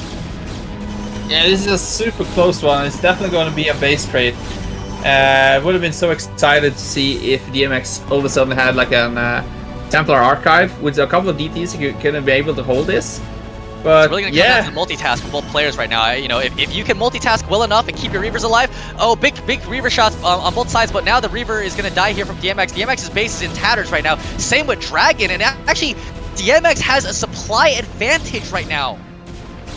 Yeah, it's all going to come down to, like, we can see DMX, I think he has a probe. Yeah, he canceled a lot of units now. He has a probe on the natural base there, so he needs to save that, get away from that. And it's going to come down to whoever can afford more Scarabs as well. You can see both players canceling everything they're making to be able to afford. But there's no probe on the map yet for Dragon. Yeah, and honestly, if this gets into a base trade situation, I think that DMX with that probe out there is going to be able to take advantage of it. Oh my god, is DMX going to try to contain the Dragoons back inside the base, which means that Dragon can't actually move out of his base at all with these Dragoons right now. There's a shuttle with the Reaver for Dragon. He's going to maybe try to find out if there's a hidden probe out in the middle of the map right now. He's even got 900 minerals, so he could afford even another Nexus. But right now, DMX is going to focus on trying to pick off these Dragoons back here at home for Dragon. He's doing a really good job here, picking off Dragoons one by one. Look now, the dead even in supply as well. He needs to be really careful. If he loses his Reavers, he's going to lose the game. So... big Scarabs though from DMX. DMX is doing a really good job of kind of hurting these Dragoons back. But is Dragon going to try to go forward? He has to move forward right now. Here he goes, targeting down the shuttle. Shuttle goes down right now, and the 2 Reavers are remaining. And he's got to split his Dragoons, but huge Reaver shots, huge Scarab shots on the Dragoons. Really great target firing there from DMX, and kills 3 Dragoons, and he's got way more Dragoons now, but no shuttle Reaver. And if Dragon has enough Scarabs, he can whittle down the remainder of these Dragoons. And he's even still got that 3rd base mining. This is such a crazy game, and we can see at 9 o'clock that DMX is taking a Nexus. What you normally do is, like, you make a pylon on the map, and when you're base trading, you just send them up and you take the other processes natural, because the main is mined out. So when it's base trade, it's base trade. Like, you take the other opponent's bases. Yeah, this is so stressful for both players right now. I mean, it's incredible. The shuttle Reaver is still trying to look for something, but it's got to be really careful. It's got no support on the middle map. Imagine if he just loses Reaver, it's going to be game over him. He's got no Dragoons, only 3 Dragoons, and I think DMX has probably got like about 12 Dragoons out on the map right now. So it's going to be all about that Reaver control for Dragon. It's going to be a lot more pressure on him to make sure he doesn't miss micro and lose this shuttle. Yeah, and I think he only has 1 Reaver as well. Because there's 3 Dragoons, that's 6 shuttle, 8 Reaver. Did he find the probe? He found the probe! He found the probe. The Reaver's gonna pick out the last probe here, so DMX can't make anything more. He's gonna also find this last remaining Nexus here from DMX, so he's gonna have to come back with his Reavers to try to deal with it. No, he's got both Reavers! He's got both Reavers. Now the problem for this is, attacking the Nexus with your Reaver Scarabs is like, you can't do that because you need the money. You need to save the money. Well, the Dragoons are going to go down, so it's going to be 2... Yeah. GG. Yeah, losing the last Dragoons. He just doesn't have enough money to be able to stop the remainder of the Dragoons. That's crazy how the end of the game comes down to how much money Dragon had to afford Scarabs. And he only had like 200 minerals, so he couldn't afford Scarabs anymore. Yeah, amazing comeback there from DMX. And I honestly think it came down to that 3rd base for Dragon. I think it was maybe too early. But naturally, when you feel like you're in the driver's seat, you take another base, so you feel comfortable. But the great comeback and great holds from DMX there. He was under constantly pressure from Dragon, but Dragon couldn't break him. Yeah, DMX at the end there with the superior shuttle Reaver control there was able to really whittle down the force there of Dragon. And Dragon, I mean, we've seen him shake his hand at Sterling, man. He's gonna feel a little tilted with his play for sure. Yeah, he was upset. I think he felt like that was maybe like 100% win. DMX didn't have that much, but because he had an earlier advantage with he had more gates, which gave him the opportunity to defend much faster than DragOn. But yeah, and we can see that it's TR16 as well, so the latency is not that bad when it comes to controlling a river, which Bonyth already showed us. So yeah, I mean Bonyth on TR16 high was able to dud a siege tank shot. So if he can do it, man, no one has any excuse of why of TR being laggy or not. So, but we're gonna see right now. I think Dienmax is gonna got a ban a map right now. I haven't seen anything. I think they're still deciding what they're gonna do right now. Okay, DragOn was looking at the replay. Now that he's back in the lobby, we're gonna go ahead and get the bans ready.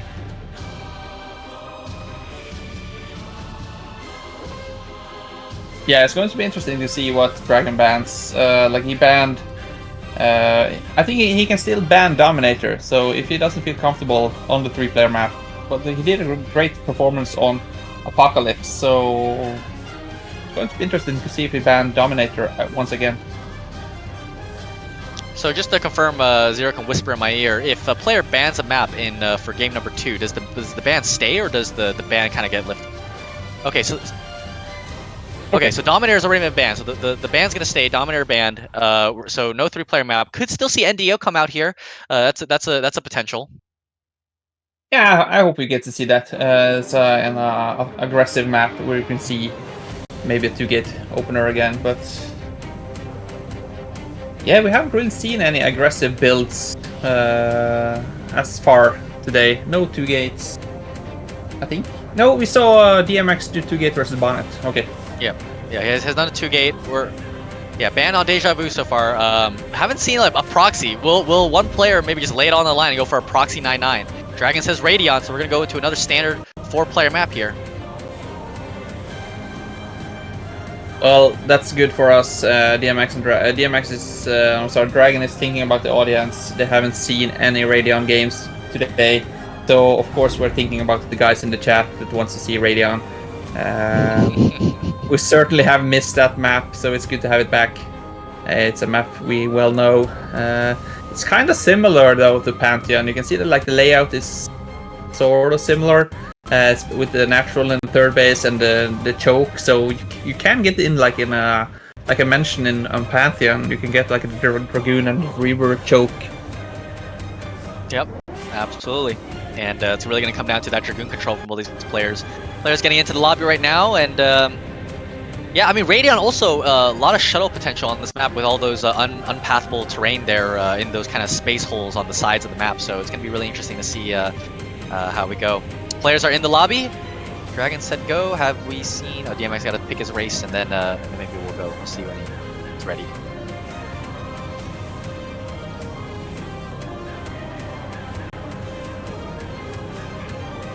Yeah, I think the players are slightly getting ready, choosing the perfect colors. Here we go.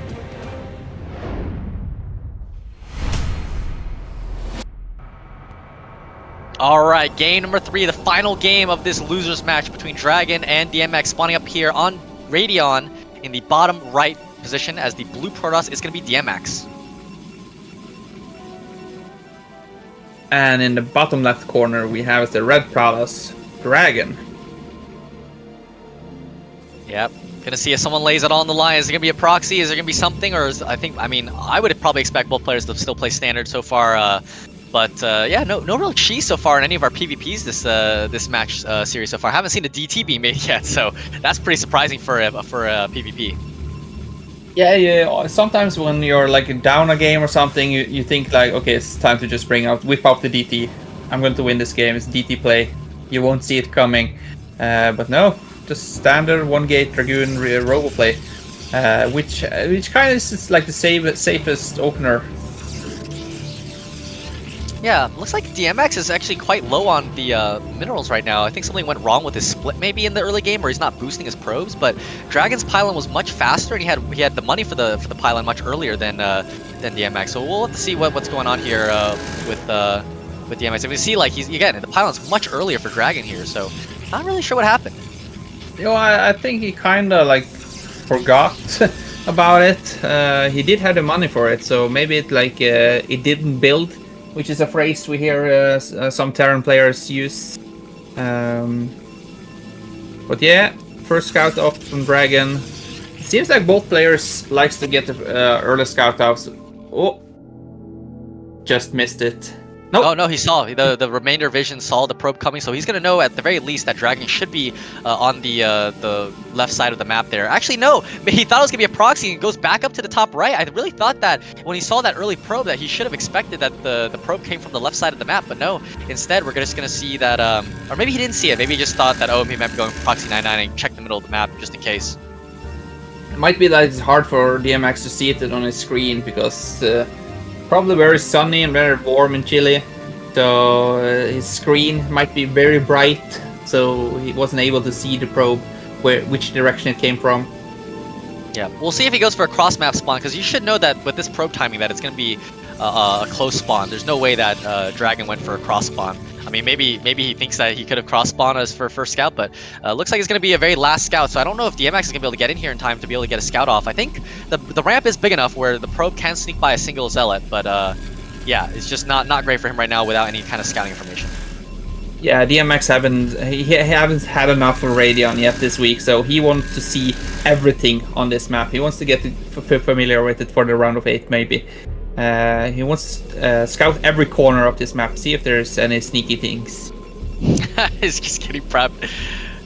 But yeah, so far everything's so standard so far. DragOn doing a good job controlling his probe, making sure it just doesn't die, and it looks like I think the goons are going to pop out relatively soon here, and that means that the scouting probe for Dienmax is not going to be able to see anything that DragOn is going to be doing here. So DragOn could go for potentially cancel the range and maybe go for some kind of like a DT play or something like that. But no, it looks like it's just going to be still standard for both players. Oh, did he cancel or no? No, I think range just finished.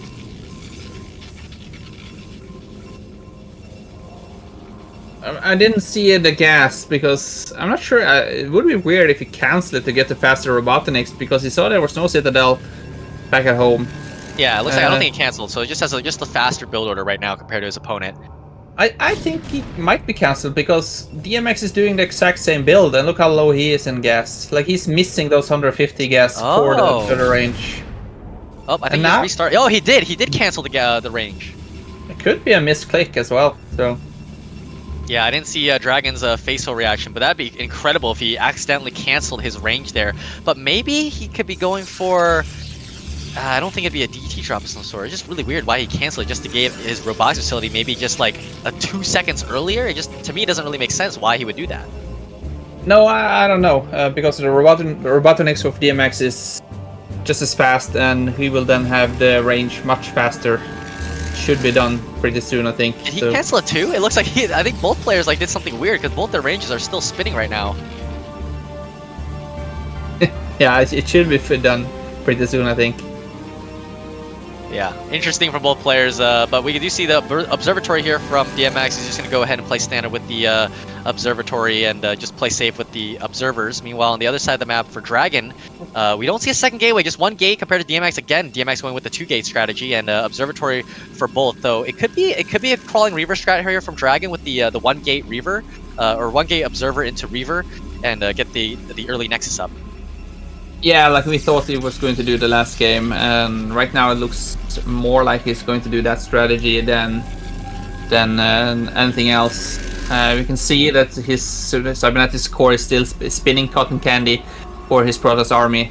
So yeah, he's just sitting up in his main, waiting. He doesn't really know what he's up against yet. So when the observer comes in, I think he's going to be kind of disappointed to see there's a similar build, but I think DragOn should be fine though, especially if he makes Reaver and then Shuttle. We saw previously that he made 2 Reavers first, so. Yep, I think so. Yep, there's the Nexus going down there for DragOn on the other side. Observers are kind of chasing each other. It's really cute how they're the only units that can see each other, so you gotta chase it around a little bit.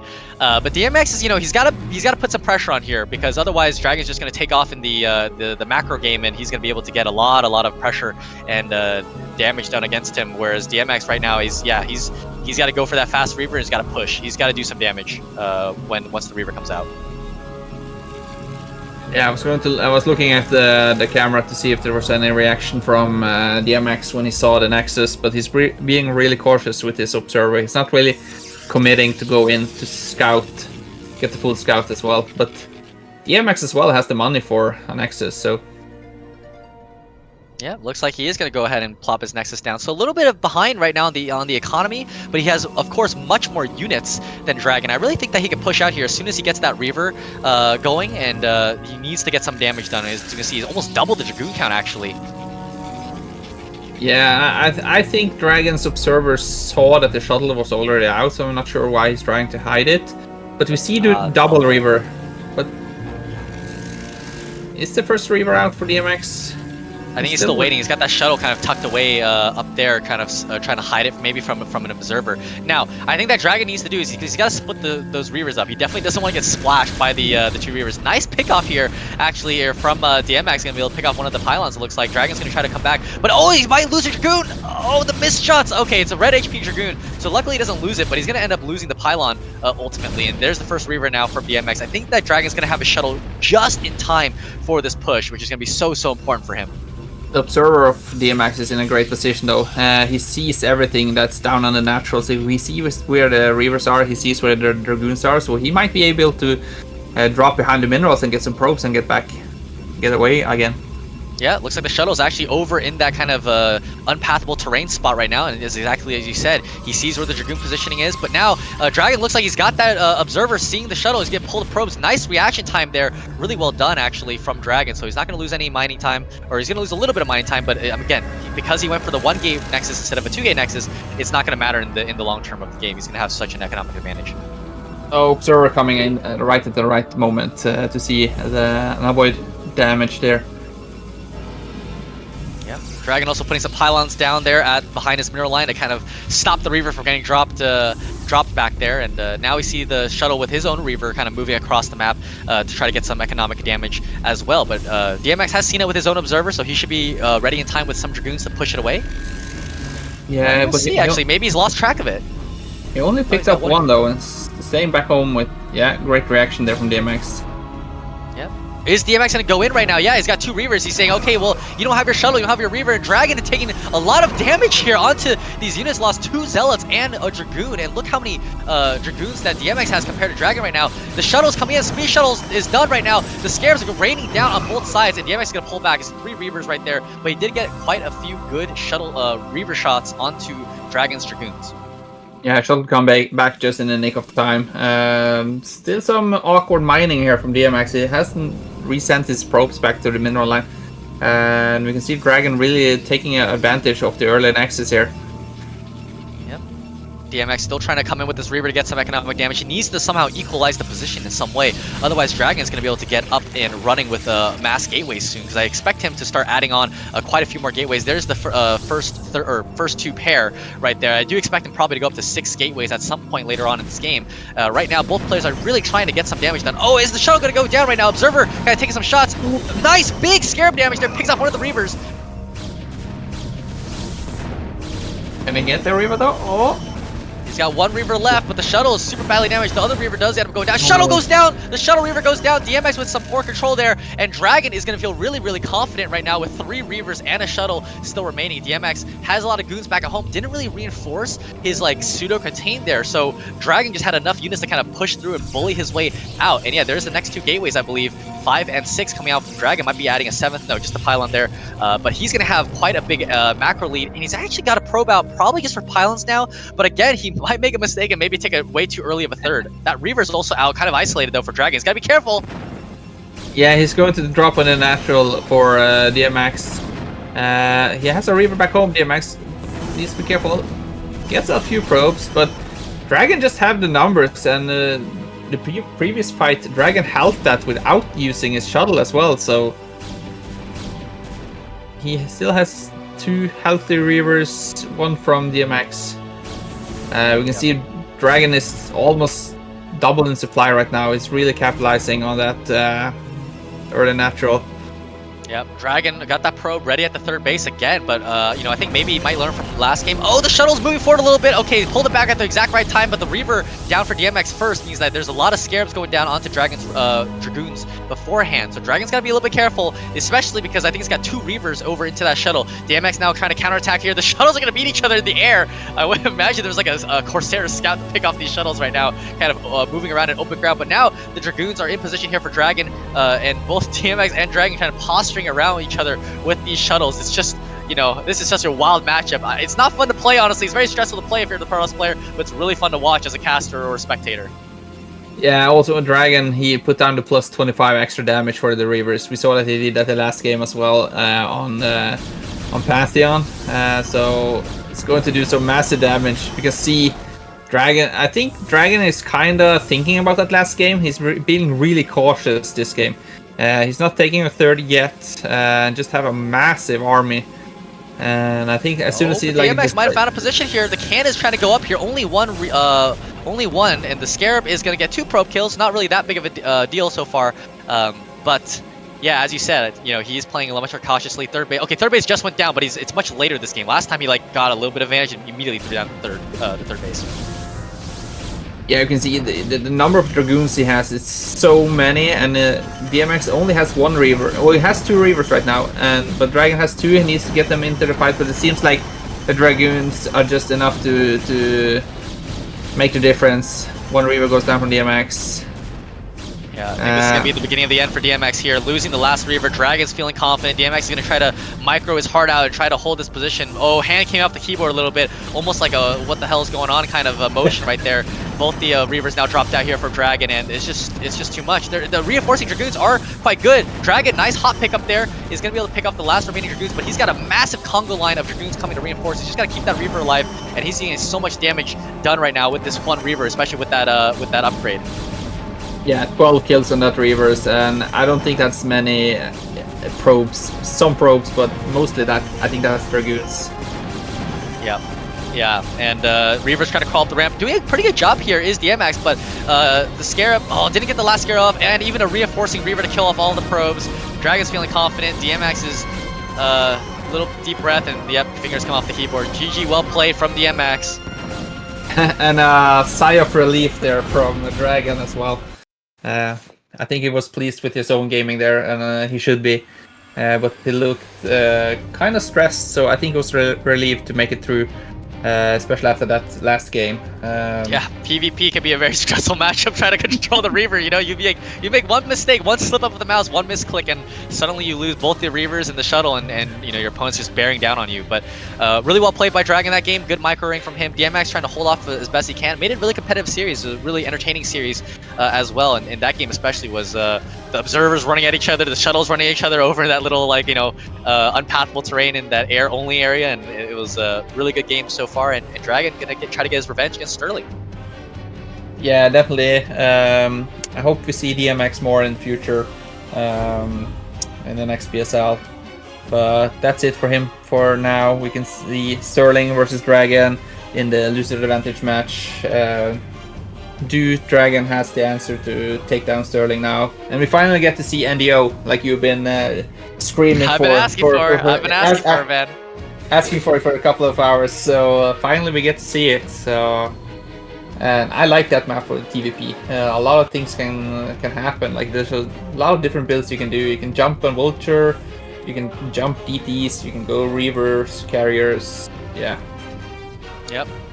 Really fun map. We watched Dandy play against, I believe it was Tech on NDO yesterday, and it was a very long-winded game, but both sides were basically clawing for every little advantage, and we'll see what Sterling's game plan is going to be. You know, he could go for maybe a fast third. It's a pretty defensible third. You know, you can build a little bit of a sim city there just below the ramp of your third base, and then obviously holding the bridge is going to be really easy for Terran, especially against Dragoons and Zealots. You just lay mines and tanks are just going to completely destroy whatever units are trying to come across the bridge for Protoss there.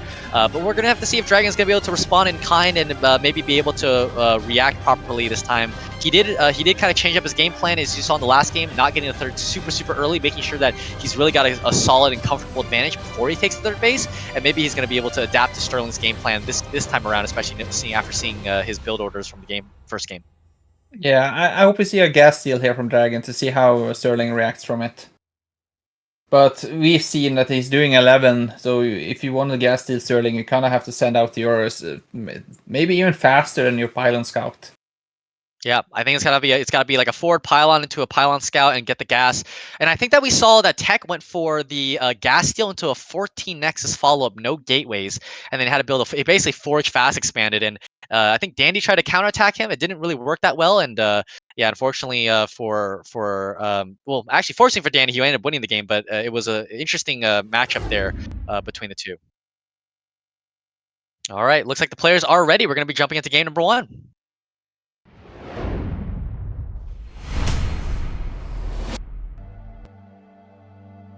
All right, going to game number 1 here on NDO, the final match between these two players spawning up here at the top left-hand position as the blue Terran. It's going to be Sterling.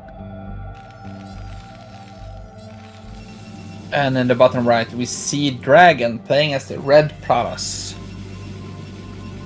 Kind of feel like DragOn is already in NDO. When whoever spawns in the bottom right, I feel like you have a slight advantage because you can boost your minerals. Which you can't do in top left. You can put the mineral or the SCV on the 9th mineral, the bottom mineral, and it would mine a little bit faster. But you can boost a lot faster on mineral lines which are on the right side.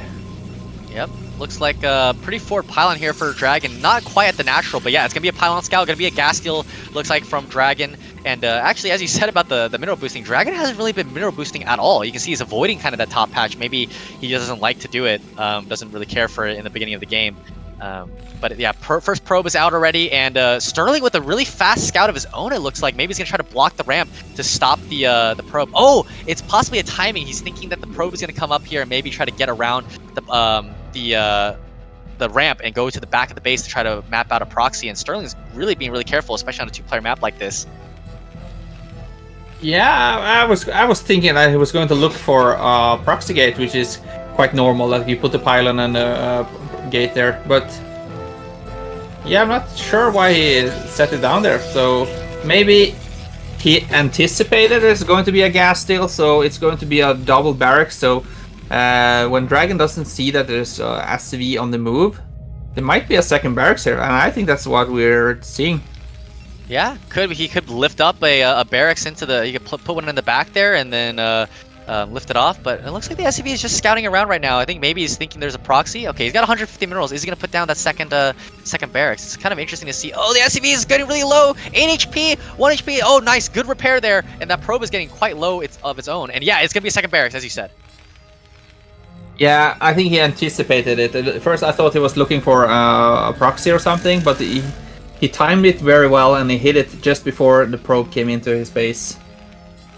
Yep. So I don't think that DragOn knows about this. Really nice timing there from Sterling. So probably whoever he's practicing with, he knew exactly what was going to be going on there. And the first Marine is coming out as well. Zealot is on the way for DragOn. So we're going to have to see how Sterling's micro is going to be against that first initial Zealot. Yeah, I think definitely Sterling has a small notebook of plays sitting next to him. So he saw that if he getting gas steal, he is going to do the double barracks. Sterling is also in a hurry. He has to drive his kids to soccer practice in 45 minutes. So he needs these games to end quickly. Yep, second Rax is now pumping out those Marines, and we're going to see if he's going to bait the probe by taking the gas here. Yep, okay, he's got the gas going, and you can see the second Zealot is also on the way right now for DragOn. He's going to meet up his probe with the Zealot, and now he's going to... Or maybe he's going to wait for the second Zealot before trying to push up the ramp, but he is... Yeah, he went for the fast expansion here from DragOn. So are we going to see maybe an SCV pull here of some sort from Sterling, or is he just going to try to go with maybe just a couple of SCVs and bunker rush that Nexus?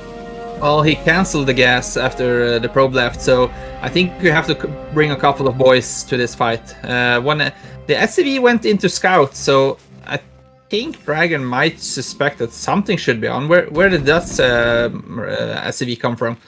So... Okay, it was a scout. Yeah, we're...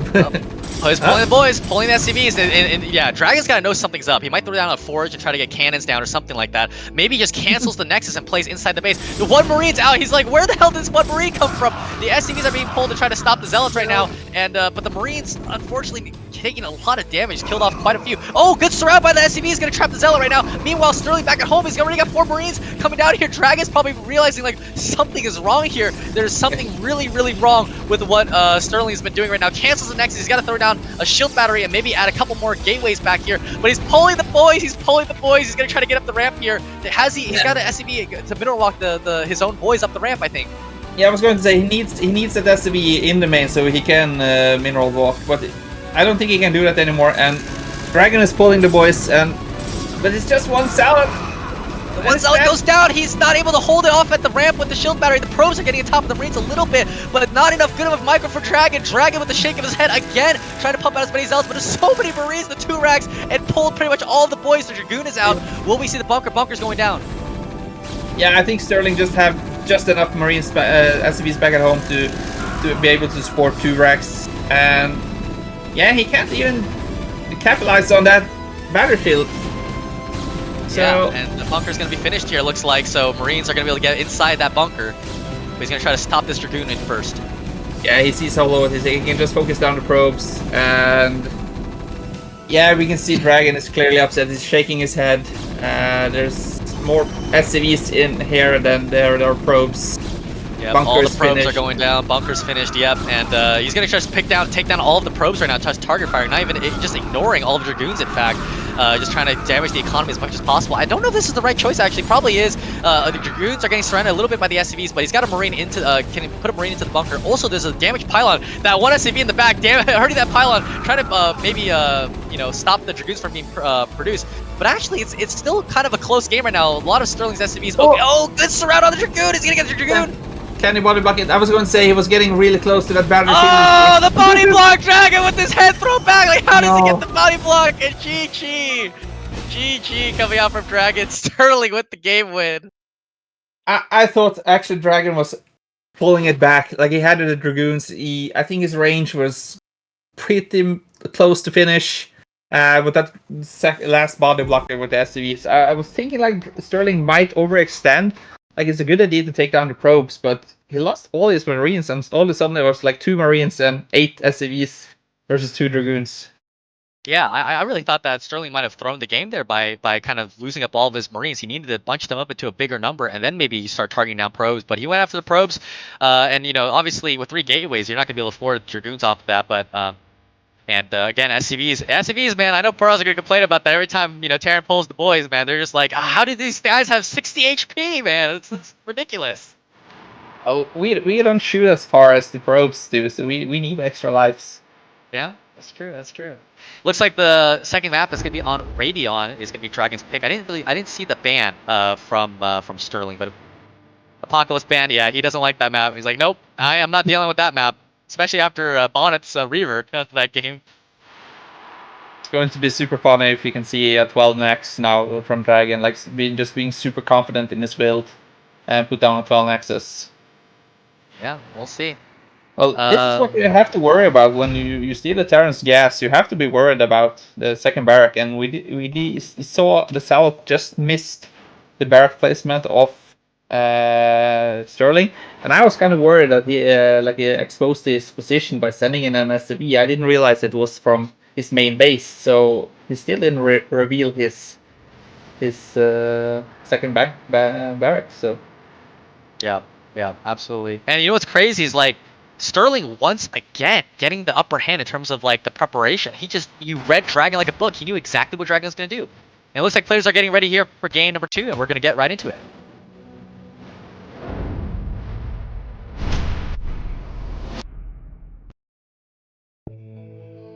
Alrighty, going to game number 2 here on Radion. Up, down 1-0 right now, spawning at the bottom left-hand position as the red Protoss. It's DragOn. And in the top left corner, we have Sterling. Only 1 win away from making it to the round of 8, which is really sensational if you think about it. Yep, first time in BSL, and if he can make the round of 8, man, that's gonna be awesome. DragOn, a little shake of his head right there in the beginning. I mean, yeah, Sterling's got his number, man. He's kind of figured out everything that DragOn wants to do. DragOn, the eye rolled, another shake of the head. He's like, I can't believe I lost that game. Got the Dragoon surrounded. I mean, he is Dragon's gonna have a grudge match against Sterling at some point. Yeah. Yeah, DragOn is really not liking what is happening right now. He's super frustrated, and that can also affect your game. So you just kind of like turn around his mindset. There's a saying that you have to reset your mind, but that's not what you want to do. If you reset your mind, you just go back to scratch. You have to like redefine your thoughts and think of something else, positive thoughts, and yeah. Yeah, he's clearly letting the past game really get to him right now. He's continuously shaking his head. He's just like, he's probably still thinking about the last game, which, you know, you can think about what your opponent wants to do, but you really should at this point try to, at the very least, you know, focus on the current game and make sure that you remember what build and preparation you've got on this map. And it's good for us football fans to see that there's actually one Sterling performing well in the scene, because because Raheem Sterling is not doing so well lately. So it's good to see someone putting value to the name. So yeah, he's kind of washed, pretty old, you know. And he's not really even getting that much playing time at Arsenal. I mean, he was supposed to be Saka's backup, but Saka plays pretty much every game, so we're not really going to see him at all. But my boys in the red in Liverpool are playing really well. A close game today, for those of you guys who watch. Almost lost to the last place team, but we managed to claw it back and top of the table for my boys. yeah, I saw you were wearing a Liverpool shirt, so I had to put on kind of unwillingly Manchester United shirt, since we are not doing so well lately. Yeah, that's all right. You got your new manager. You guys drew to Ipswich today. I thought you guys were gonna win after Rashford scored in the first 2 minutes. Okay, we see an SCV goes into the base here. Let's focus on something positive here. I'm sorry. We'll go back into the game. Enough banter. MadiNho and I can rage at each other in the DMs after this. Yeah, so far, nice first scout here from Sterling. Actually, interesting. Sterling went for the bottom scout, the vertical scout, rather than the horizontal scout. So got the first scout, luckily for him. Yeah, so let's see. And DragOn, unfortunately, no luck for him, going the wrong way. It seems like everything that can go wrong towards him is going wrong. But again, we see the bunker from Sterling, and he had the SUV there. And I'm not sure if he saw this. No, there's no salad, so maybe I think he knows that this is just a normal Dragoon based on the timing, especially after getting a first scout. So he's actually even pulled every single guy off gas right now. So you can see his gas intake has not moved up one bit, and he's going to go into the command center here on probably 23, 24 supply off of 2 Marine bunker. He's even got that SCV kind of tucked away back at that 6 o'clock position, so maybe going to use that later on to get some scouting information, see the exact nexus timing of his opponent. And now the first Vulture's coming out here, and the Sterling's got to pull it back a little bit, I think. He's going to take a lot of pot shots on it, and usually Paras is really happy when they can get 2 or 3 shots off onto that initial Vulture, but maybe he's going to see the Probe coming out. Nope, Probe's going to sneak by. Well, when he sneaks out to the Vulture, he's kind of keeping DragOn honest, so he can't really pull every Dragoon up to Sterling's base. Yep, Sterling's trying to get the SCV up, but DragOn's going to be able to stop. No, the SCV does get up. He doesn't see additional gateways, which is, I mean, kind of normal at this point. Didn't see the robotics facility either, so a little bit of information, but I don't know if it's going to be the most information possible. Oh, Sterling with 4 SCVs on gas, unfortunately. He's got to fix that up soon. Yeah, he's kind of overcompensating there. I bet he drives a fast car as well, so... But yeah, he's taken off. He fixed this, so not too much mineral loss there from him. But he's got that Vulture kind of out in the middle of the map there. DragOn playing very respectfully. He's got both those Dragoons back, and he's even thrown down a second gateway just to make sure that he is playing extremely safe and standard. I know a lot of pros might try to skip the second gateway and maybe go into something like a crazy fast third base or something like that. But nope, pretty standard for both players so far. Yeah, super standard, and I think we'll be seeing mines soon from Sterling. Seems like he likes to do that opener. And like I mentioned previously, I like to see this from Sterling with the mines, and maybe then later the engineering bay, so he doesn't die to some reavers. We can see more Vultures being produced. Yep. And yeah, based on the way the Vultures are kind of positioning right now, I do think it's going to be a mine first from him. Dragon's played really standard or safe against Sterling every game with these Dragoons tucked back at home, so I don't think that Sterling going for a speed first Gambit would work. And yeah, it's going to be mines first from the Terran player. And again, going for a Fact CC Fact on the other side. And I think he's got his Engineering Bay going up right now back at home. Yeah, it's going to be Engineering Bay, so he's going to play safe. I think it was dropped at around 5:20, 5:15, so pretty good, solid timing for his Engineering Bay. And we're just going to go ahead and get into pretty much a standard game.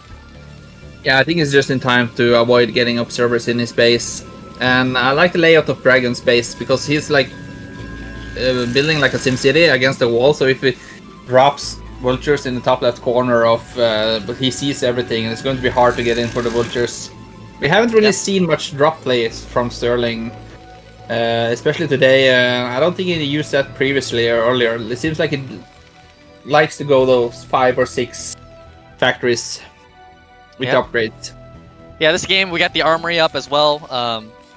Turrets as well being started, so he's gonna have the initial 3 turrets. And DragOn always likes to do this, where he kind of sends the first observer across the map, doesn't really clear out any mines, he uses the second observer to do that maybe, and probably have to try to look to take a 3rd base here soon. It's already 6:30, so you know, normally you like to see the first observer kind of clear out that first mine there at the 3rd base and then take the Nexus, but yeah, he'll still get it around 6:45, 7 minutes, so it won't be too late. But again, could have cut a corner maybe and gotten that Nexus up a little bit faster. Yeah, I think he sends out the observer, but he needs to be careful here so he doesn't lose it. Oh, the Marines! Oh man, picking off that observer. DragOn, another shake of his head, muttering to himself there. You can see his mouth moving. He's like, Jesus, like, how does this happen? Oh, Speed Vulture's getting in here and picking off a couple of probes as well. So Sterling doing a really nice job here. After, you know, he's kind of doing what Light was saying a lot, which is when the Dragoons move out to start hitting the mines early on, that you move your Speed Vultures in to deal a lot of damage. And that's exactly how the game has gone down for Sterling so far. Everything is in Sterling's plan so far, going, you know, his way. Yeah, I think like we saw DragOn shaking his head. I think he also can sneak in that observer in his base if he just pays a little bit more attention. It's not that well set up turret ring, so he does that now. Goes in with the observer and he sees everything, and then he should be able to adjust accordingly. Yep, and he's going to be able to see everything that's going on here, the armory, and now the additional factory being started as well. Sterling just playing super safe and standard here with these siege tanks back at home, to just in case, you know, maybe DragOn's going for a delayed Reaver drop of some sort, which can happen sometimes. And yeah, DragOn's going to see everything, and a couple more turrets coming down as well. And is that a command center for Sterling, or is that Starport? Okay, Starport is going to go upgrade Terran actually here. Yeah, I think it's going to be like a 5-fact 2-on timing. It's not that easy to take a quick 3rd base on a Radion, because there's not that much buildable terrain outside of the base. You can put a couple of turrets, but if the Protoss shuttle bombs you with the Zealot and the Reavers with a handful of Dragoons, it's super hard to really contain and support that base that early. Yep. And I mean, maybe it could be the same build again. He sees the Starport and then maybe thinks that, oh, it's gonna be like a another 6 fact, so maybe he's trying to fake out DragOn again. We'll see. But yeah, I don't see a 6 factory up yet. We're gonna see if he starts a science facility instantly. Yep, the science facility is going down instantly. So this time DragOn can be pretty sure it's an up Terran style.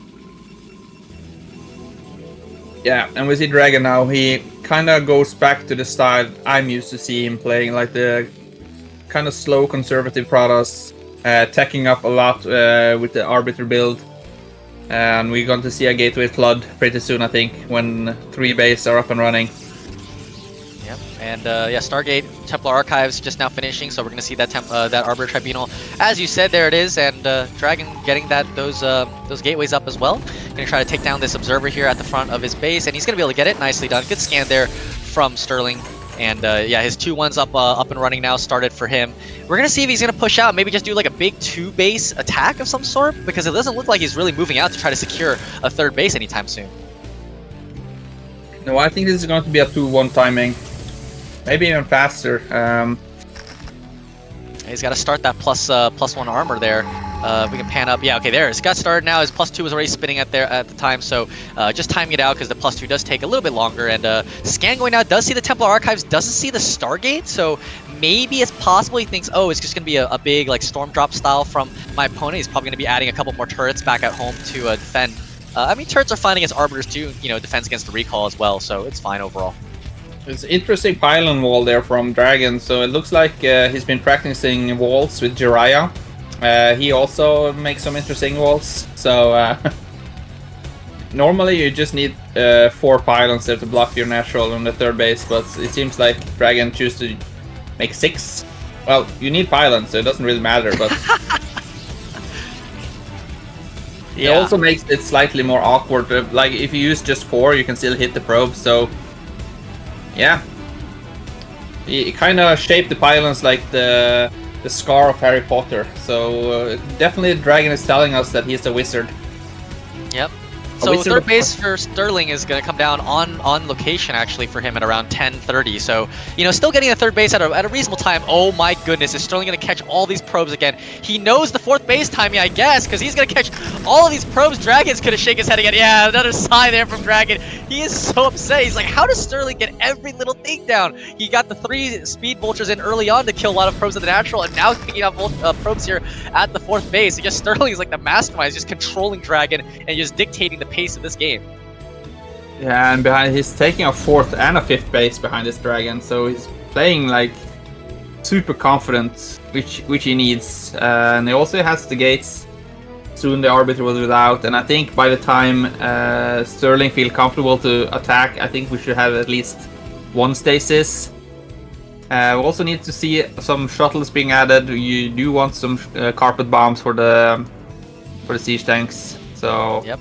First Arbiter is out. Now the thing with this is I think that DragOn, you know, maybe wanted to go for maybe a 200 bust, but if you can see the supply right now, I mean, DragOn's only up by like 10-12 supplies, so it's just not enough to be able to attack into here. The Vultures are coming in here. He's going to be able to snipe off this one last probe. Now the problem for this is the Vultures are a little bit trapped here below the cannons. There's only 2 cannons, so he could maybe go after them, but Dragoons are coming in to reinforce, and he's going to be able to take out these Vultures. So a little bit nice supply there from DragOn that he's going to be able to catch up a little bit.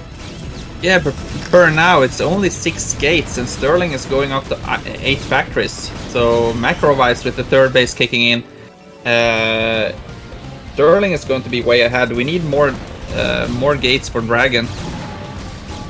Yeah, Sterling's played this game really well. A lot of scans going down. Okay, he does see the Stargate this time with the scan, so he's going to know that it's going to be the science or the Arbiter. So getting science vessels now to counter an EMP research on the way. Hopefully research EMP, because I've done it many times where I've researched EMP by accident against Zerg players, and I've researched Radiate against Protoss players by accident. So hopefully they get the right one, but again, obviously Sterling's much better than I am, so they probably won't make that mistake. Well, more gates are being added right now, but we saw 2-1 from Sterling, and he knows there's an Arbiter on the way. So I think as soon as the vessel comes out with a few Goliaths, I think it's about time for him to go. There's no reason to rush 2-1 if you're not going for a 2-1 timing. And we see he has the numbers for it, and behind that, if you push and it's successful, he can take his own 4th as well. Yeah, Sterling, yeah, might look. Yeah, it looks like the army is a lot of movement going on back at home for Sterling right now with his units right now. Yeah, unsieged all the tanks, so he's starting to get ready for this this big push. And the vessel comes out. No Goliaths though for Sterling, so it's a little bit curious that he doesn't have that. I would really like to see just like 4 or 5 Goliaths come out just to target fire the Arbiter, make sure the Arbiter can't just like, you know, fly over the Terran army and do whatever they want. The science vessel doesn't have energy though because it just popped out, so no EMP is going to be there. Stasis is going to be available there for DragOn. 1 Goliath only for Sterling, so we'll have to see how good the stasis is going to be. Here it comes. We're energy for stasis. Yeah, we have energy for stasis. There's the first one. Nice stasis on there. 6 siege tanks in the back. Huge stasis. Here comes the High Templar. Nice storms. Beautiful storms here. And DragOn is completely demolishing this push here so far from Sterling. Now, he's got no more Zealots left over, but there's just not enough units here for Sterling to stop these Dragoons from getting right on top of his army right now. He's got 1 siege tank in the back trying to deal enough pressure right now. The thing is that once these siege tanks get unstasis, we'll see if Sterling's going to try to save them. Yeah, we're gonna need a second round of units coming up here, like super quick from DragOn. Oh, big mine hit though on those Dragoons, and now the army for DragOn is slowly starting to get whittled down right now. DragOn is still trying to macro up back at home. He needs to set up also like a second gateway block of his own at this point over at that bottom right hand position. But right now Sterling is fighting really hard because he wants to make sure the stasis goes down and the siege tanks are unstasis right now, and now Sterling is going to be able to hold on to this position. Yeah, I was even more worried about for DragOn because I was looking at his natural and waiting for his second round of units coming out, but they were so slow. So I think like he kind of missed the macro cycle, because he was so focused on attacking whatever was left with those siege tanks, and I think he had to reinforce those units and be able to kill those 6 siege tanks. Sterling wouldn't be that big of a threat, but he can still do some damage. But Yep, catching a couple probes here on the transfer, but DragOn luckily not losing too many. And now there's the big gateway explosion, as we can see from DragOn after getting a really nice engagement there against Sterling. Sterling with that, I mean, yeah, his tanks just weren't spread out enough. A huge stasis on the 6 tanks meant that was a pretty comfortable trade there for DragOn. And Puros wants to trade evenly. If they can trade evenly, they're totally happy with the game state that's going on right now. And as we can see the supply right now, he's maxed out again, so he might look for another big attack soon from the Protoss. yeah, like I said, I really like this style from DragOn. I feel like this is the style that he is comfortable with doing, and you can see he's keeping up with the upgrades as well. Another big go here. Great spread of the siege tanks from. Do we have Storm? Another great stasis there on 3 siege tanks, and now once again Sterling's army in the middle of the map is getting completely wiped out here. DragOn though does take quite a bit of damage there onto his Dragoons, but Sterling's got to pull back. He's got to regroup and buy time and wait for the perfect opportunity to restrike back in the middle of the map. But no, he's just going to continue to fight here. He's got 1 vessel. Nice stasis again on 2 tanks. Wow, DragOn stasis this game have been excellent. Yeah, but Sterling still has the numbers. Like, he has 8 factories, maybe even 9 factories, so he can reflourish his army quite fast. And since he's so close to his base, he's desperately trying to save these siege tanks. But like you can see, DragOn's already maxed out, so he's definitely taking a grip of this game right now. Yep, siege tanks do get unsieged right at the exact right moment though for Sterling. Nicely done there from him in terms of the timing there, and now these rest of his units are going to get cleared up. Nice EMP there onto some of the, only 1 Arbiter actually, but Sterling once again just barely holding on here into the center of the map. But DragOn, you know, actually DragOn didn't really expand much behind this. I really expected him to maybe take like top right main or something like that, but he hasn't really expanded continuously try to grow here, although he is already on plenty of bases as long as Sterling can't really continue to set up. But Sterling's going for a split map. You can see him expanding up there to the top right hand natural. Yeah, you see lately that a lot of Protosses, they take, when you're this close in position, they expand to the top right corner, because that's usually the way the Terran player wants to expand. So if you can get unscathed with that base, and all of a sudden you mine out the side of the Terran, that's going to work out better for you in the late game. Recall coming up though. Here we go, recall. Yeah, there's the big recall here. Dragoons getting on top of this 4th base. Sterling not in time to deal with this. No mines, no nothing over here. Not even a missile turret. So a ton of SCVs going down here from Sterling. And he's even going to target fire down the command center. Command center is going to probably end up going down here. Is it going to go down? Yeah, Goons are going to get it. Yep, there it is. Really nicely done here from DragOn. He's going to trade his army essentially for that command center and a bunch of SCVs. A really worthwhile trade as he continues to stall out Sterling. Yeah, I was wondering if he had High Templars in the shuttle. It looks like it's empty. Had there been 1 or 2 High Templars, he could have been done massive damage on Sterling's army coming up that ramp. You can see they're way closer now in supply than they've been earlier, and yeah, most of it's in the SCVs though, so maybe Sterling's going to try to go for it. I think he's 3-2 has finished onto his Terran units right now. Yes, they have, so we're going to go for it. This is a big push here. He needs to get it right now. He needs to be able to win this push. Otherwise, I think that DragOn's going to be able to take this game right now. Sterling, the Science Vessel's getting a stasis right now. Big stasis, 3 tanks again from DragOn, and DragOn getting on top of these siege tanks. Another huge stasis on 3 more tanks. He's going to try to get up here. 3-2 units are really strong for Terran, so even though Terran's got like half his army stasis right now, DragOn is starting to lose a lot of these Dragoons right now in the middle of the map, but unfortunately for him, huge storm drop there for DragOn. Oh my goodness, and Sterling's gonna have like no SCVs, no mining, no economy, whereas DragOn's economy, even though in the early game it got hit, it hasn't been hit for a while now, ever since. Looks like the shuttle wasn't empty, it was just teasing us. And it still has 1 more storm. Whoa. Yeah, he gets storm. Maybe these vultures coming out or something like that. That 1 High Templar is gonna be a secret agent back there. But Sterling's gonna try to transfer his SCVs over now to the top right natural. And yeah, DragOn's doing such a great job of managing to win all these fights. Big MP there, nice EMP on the 2 of these Arbiters. We need those EMPs earlier. And right now, you don't really see that many units here from DragOn in the middle of the map. I'm wondering where they were. Did he overprobe? Is that what happened here? Because Sterling is somehow fighting again, even while he's down 70 supply. Oh, okay, DragOn's got a lot of units, just hasn't kind of pushed them, made it fall in the middle of the map yet. I also think both players forgot about that Templar. I think DragOn went in, he stormed, and thought it was going to die immediately. So I don't think we're going to see that being used anymore in this game. Well, we just saw He had a lot of units back at home in his second base. That's like a third supply right there. So that should be enough to clean this up.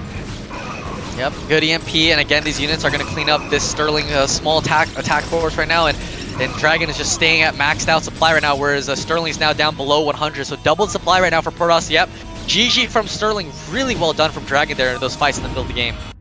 Yeah, no, he was still shaking his head. So I don't know what he was upset about, because that was a great game from DragOn. Definitely went his way. So yeah, I was hoping for a 1-1 series as well, so we get a really interesting last game. Yep. DragOn, at the very, very least, can say, okay, I've taken a game off of Sterling. I'm not going to get 4-0'd by this guy. You know, I really thought Sterling had this game in the bag. I mean, his push looked really scary. He had killed so many probes early on against the Protoss, which is always never a position where you want to be. But DragOn, that huge 6 tanks in the stasis. You know, I really felt like if you only got like 2 or 3, I think Sterling would have won that fight in the middle of the map. And but DragOn able to trade efficiently and be able to ramp up his economy. Yeah, definitely a flawless game there from DragOn. And I was as soon as I was mentioning, I wanted him to see build a shovel, because we didn't see any shovel, and in the first fight we saw him bring a shovel with 4 Templars. So he was already on top of the game. So Yep. DragOn has banned Pantheon, a map that we do expect to see banned because of the fact that it is such a good Terran map in terms of pushing and also securing your bases. So we're gonna have to see what Sterling's gonna choose in response here. I don't think he's gonna pick Dominator, although I don't know what he banned Apocalypse, so maybe not pick Dominator. We've got Deja Vu still left in the map pool, which I think could be a good pick for him here. well, it did show a strong display on Dominator, so we might end up picking that if you feel comfortable playing that fast third base type of play. Yeah. Deja Vu kind of plays a little bit standard to similar to Radeon, or maybe even like a map like Fighting Spear. Maybe he's an old guy, so maybe like coming back in the game, he knows Fighting Spear really well. Pick Deja Vu or something like that. Yeah, this map looks familiar. Yep, and there's Deja Vu. There's give me the map pick. Yeah, you're right. So we'll see. I mean, I still think that Sterling has got the upper hand in terms of dictating the pace of the game, but DragOn that game just really did a great job in terms of managing to take that fight in the middle of the map. And that's one of the problems with Radeon for Terrans, is like when you try to push through the middle, it's really hard sometimes to be able to fight the Protoss when they can get a nice big arc, especially with stasis right in the middle, because there's not really a choke point that you can abuse compared to a map like Pantheon, which is what was banned. Yeah, while we wait for our players, we can see here the schedule for the next round of 8. Luckily we don't have to wait that long for another round of BSL, and during the week we also have Gusu the Gusu League. So yeah, definitely something to watch every day. So let me see. Next Saturday is the first round of 8, then Sunday. Yep. So stay tuned, everyone. After this cast, Zero is going to do his tradition of doing the draw live, I believe, for the round of 8. But here we go. We have Deja Vu on the map. So it's going to be an interesting one. Honestly, I think this map is really good for 6-fact because of how the way the map works. If Terran can get up onto that kind of high ground ring, the donut essentially, in the up there, then it's really hard for Protoss to really get up and push up the ramps to stop the Terran from kind of bulldozing their way across the map. So we're going to have to see. Although Sterling could also play kind of a 4-base setup as well, taking the first 3 bases and then the middle only expansion. But players are ready, and we're going to jump into the last game of the series today.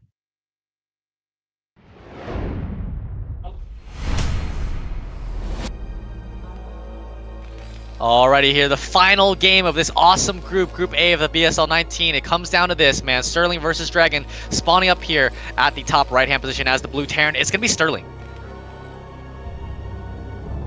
And in the bottom right corner, we have DragOn. Finally ties up the series. He got the win versus his nemesis, so he must definitely feel confident going into this game.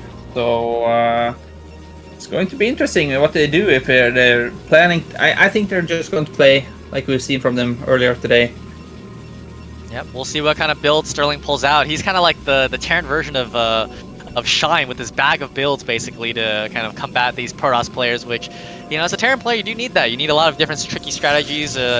We haven't seen early Starport, so maybe he'll pull it out on this map, although, you know, early Starport, DragOn's been really good about having 3 Dragoons inside of his base right at the timing of that dropship coming out.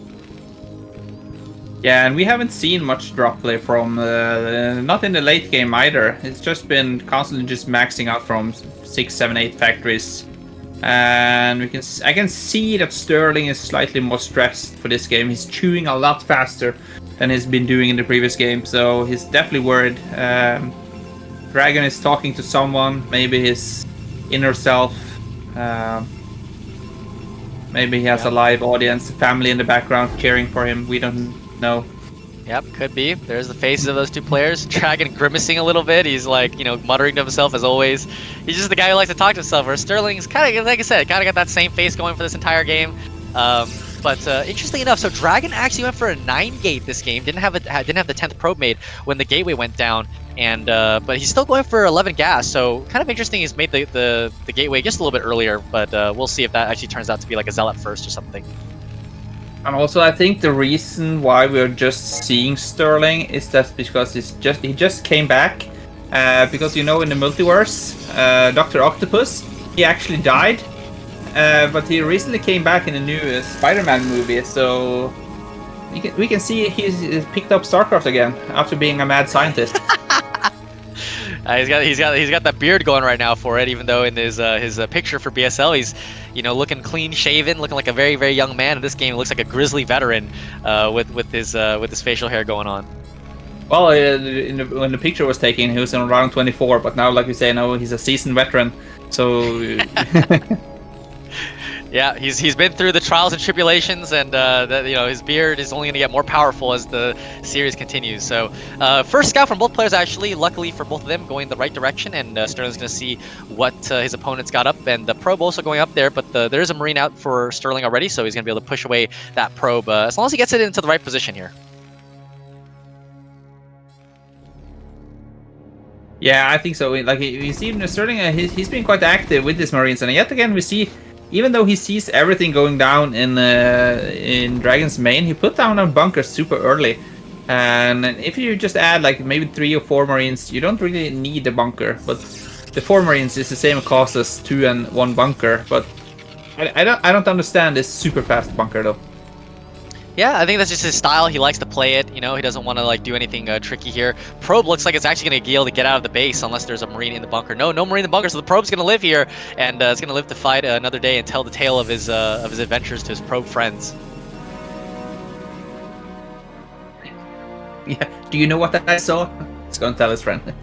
Yeah, I got this weird human guy shooting at me and almost killed me. But yeah, Dragoon's out, bunker's done, 2 Marines, so that's his style, that's Sterling's style right there. And the first Vulture is also out as well. And yeah, Goon is gonna pop in here, see what's going on.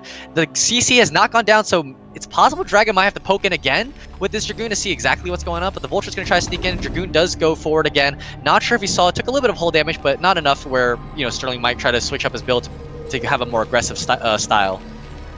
Yeah, and this time we see he doesn't move out with this Vulture either. In the previous games he's been sneaking out his first Vulture, but this time he opted to sit back home. Not sure why that's it.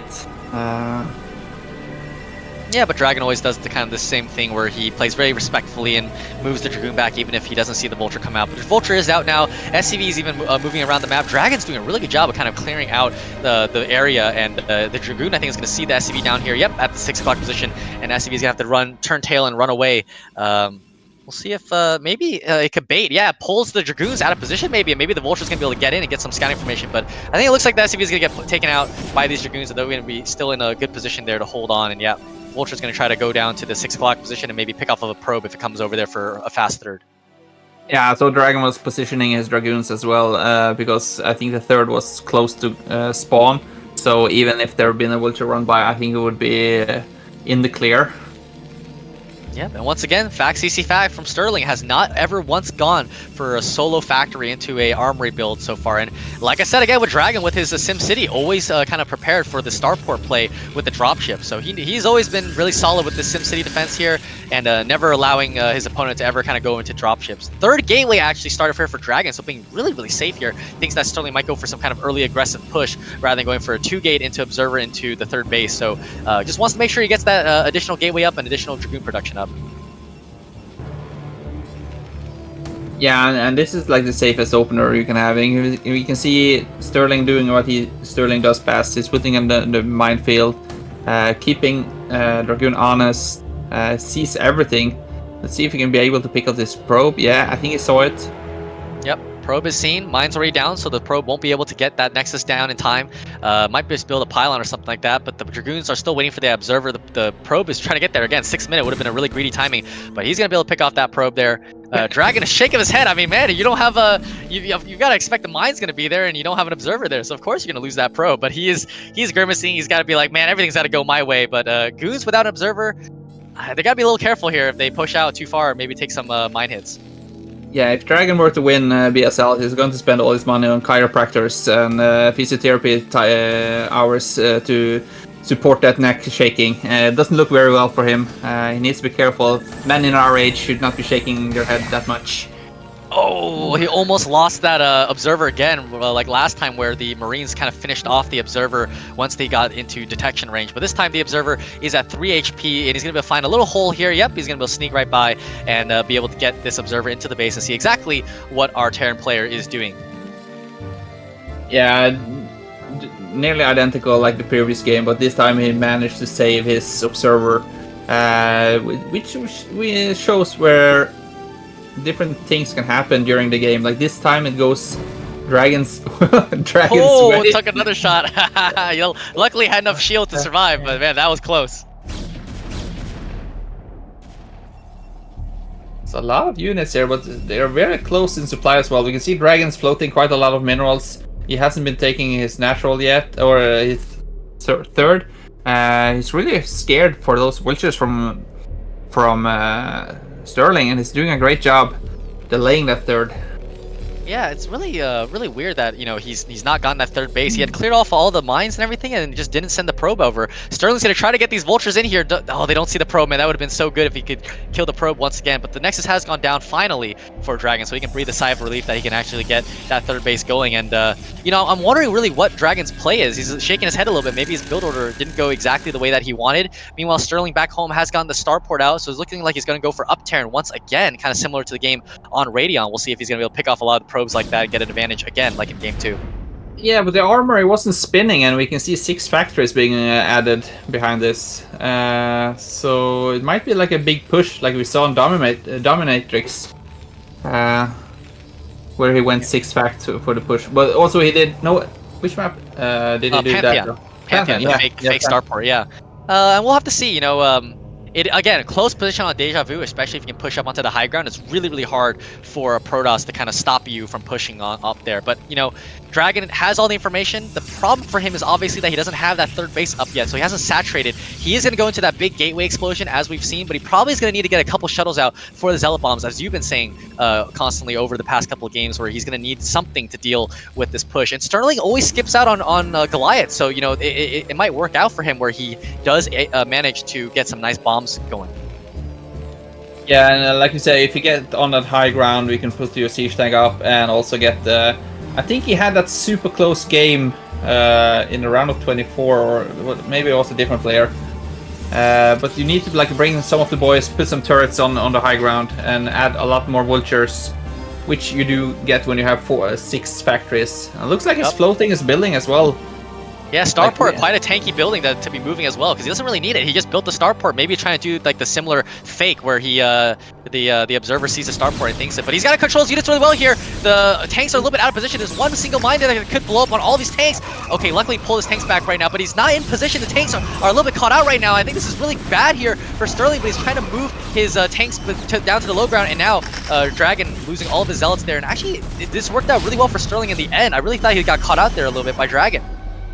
Yeah, I thought so as well. Like it didn't look like he had that big of a number of siege tanks, but he managed to save them very well, and still have like 7-8 siege tanks. So now we just need to have a lot of vultures.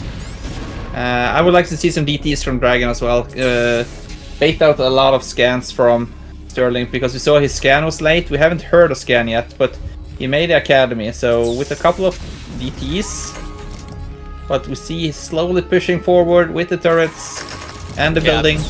Yeah, this is the problem here for Deja Vu for Poros players, is that this entire high ground has a lot of buildable spots on it, so you can just leapfrog turrets down. So even if he does make DTs, these turrets are going to be able to give detection to Sterling. Now, Dragon's going to try to come around here, maybe cut off some reinforcements. This is something that I wish Sterling would be doing more, is kind of putting mines back home to kind of stop any kind of counterattack. But now he's already gotten to the top of this ramp, and this is where Terran really kind of sets up shop on top of the his Poros opponent. But Dragon's going to try to come from behind here. Maybe he's going to be able to get something done here, pick off an SCV maybe, and pick off some of the turrets from behind. And Sterling's got to be, quite careful. He's got a couple tanks back at home. Is cutting off the reinforcements, doing a really good job with that. Yeah, he's keeping Sterling honest, not being able to reinforce more siege tanks. Great bomb here, gets one. Kind of misclick there. And Dragon doesn't really have enough dragons to like base trade either. He can't really attack Sterling, but he's just keeping him honest. Yeah, but Sterling could just move over here, which is what he's doing with a couple tanks, and just immediately punish this third base and take it down. If he takes down the third base, he's going to be in a really good position. Dragon's gone up to 9 gateways, by the way, back at home, so he is producing as much as he possibly can. A lot of zip speed loss, so he's going to get ready for a big break here. Sterling's got to get some of these vultures back over here, but because he's cut off the reinforcements, it's really tough for him. But on the downside for Dragon, his Dragoons are kind of out of position on the other side of the map. But here we go. Dragon's going to look to push right now. No, he's going to pull back just a little bit, wait for some more time. Yeah, it's only six tanks, and it's clearing up those mines on the right side, so we need... Now I think the vultures or the zealots can come in and do a lot of damage if you can regroup with the dragoons in the back. The zealots getting top of some of the siege tanks here, but there's a lot of vultures here to take down some of these zealots right now. The dragoons are getting melted as well, by the way, and it looks like this force is going to get taken down finally by Dragon, but now Sterling's going to be able to reinforce with the units that were back at home, because now the goons are out of position, and all of the goons from the flank actually end up getting taken down. Meanwhile, there's still 2 siege tanks back over at the third base. Huge mine hits, by the way, to take onto these zealots, and they're going to be taken down as well. So Sterling managing to, although he may lose the break, huge mines! Great mines here from Sterling, and takes down the third base. Yeah, I don't think even Dragon realized that the third base were being attacked. The mine hits! Huge mine hits from Sterling, and Dragon's got his mouth open. He's like, how is this happening again, dude? These mines, hero mines from Sterling. Yeah, Dragon has exactly what he needs to hold. Like, he had 150 against 100, and it was cutting off the reinforcement. He's screaming, he's shouting, look at him in his camera. And now you kind of see how much damage those floating buildings did. Like, a lot of dragoons were hitting those, which could have been targeting the siege tanks. And, well, he saw every mine that was there as well, but he's not being cautious enough. Yeah, I mean, he just has to go. He Sterling's put so much pressure on him that he's snapped. He's just forced to go. And Sterling, yeah, he did lose his starport, lost his e-base, so he's got to rebuild those. But right now, he's still securing this really, really dangerous position here just outside of the Poros Natural. If he can re-secure kind of that high ground area right above, then Poros is going to be really stuck again and might lose his third base once again. And man, Sterling is really, really just taking his time and just re-macroing up his army. You can see he's got the supply lead as well. Yeah, supply lead, and Dragon is almost mined out in the main. No shuttle yet. Trying to get into that Arbiter build. He has a lot of gas, but yeah, and like you said, I think he had to rebuild his eBay. He did make a turret, so I'm not sure if he did put it down just before he lost his engineering bay. Yeah, I think that's what happened. Yeah, eBay is going up right now. Command Center as well going up. So Sterling's going to try to start to pivot, but he's got this really, really dangerous position here up on this high ground. And Dragon's just trying to do everything he can to stabilize in this game. But you can see he's got no money, man. He's got no bank. He's got no economy because he's taking the third. And nice siege tank shots there as well onto the probe. So losing even more economy is Dragon. He's going to try to move forward with a couple of zealots to try to push through these minefields. But Sterling's position, man, is just so good. He's very technically clean and sound with the way that he's kind of going about this this push. Yeah, I like how patient he is. Like, he realizes he's just in a great position. So normally you can see a Terran like unsiege and move forward and trying to like end the Protoss, but Sterling is just waiting and kind of letting Dragon end himself by sending in unit by unit.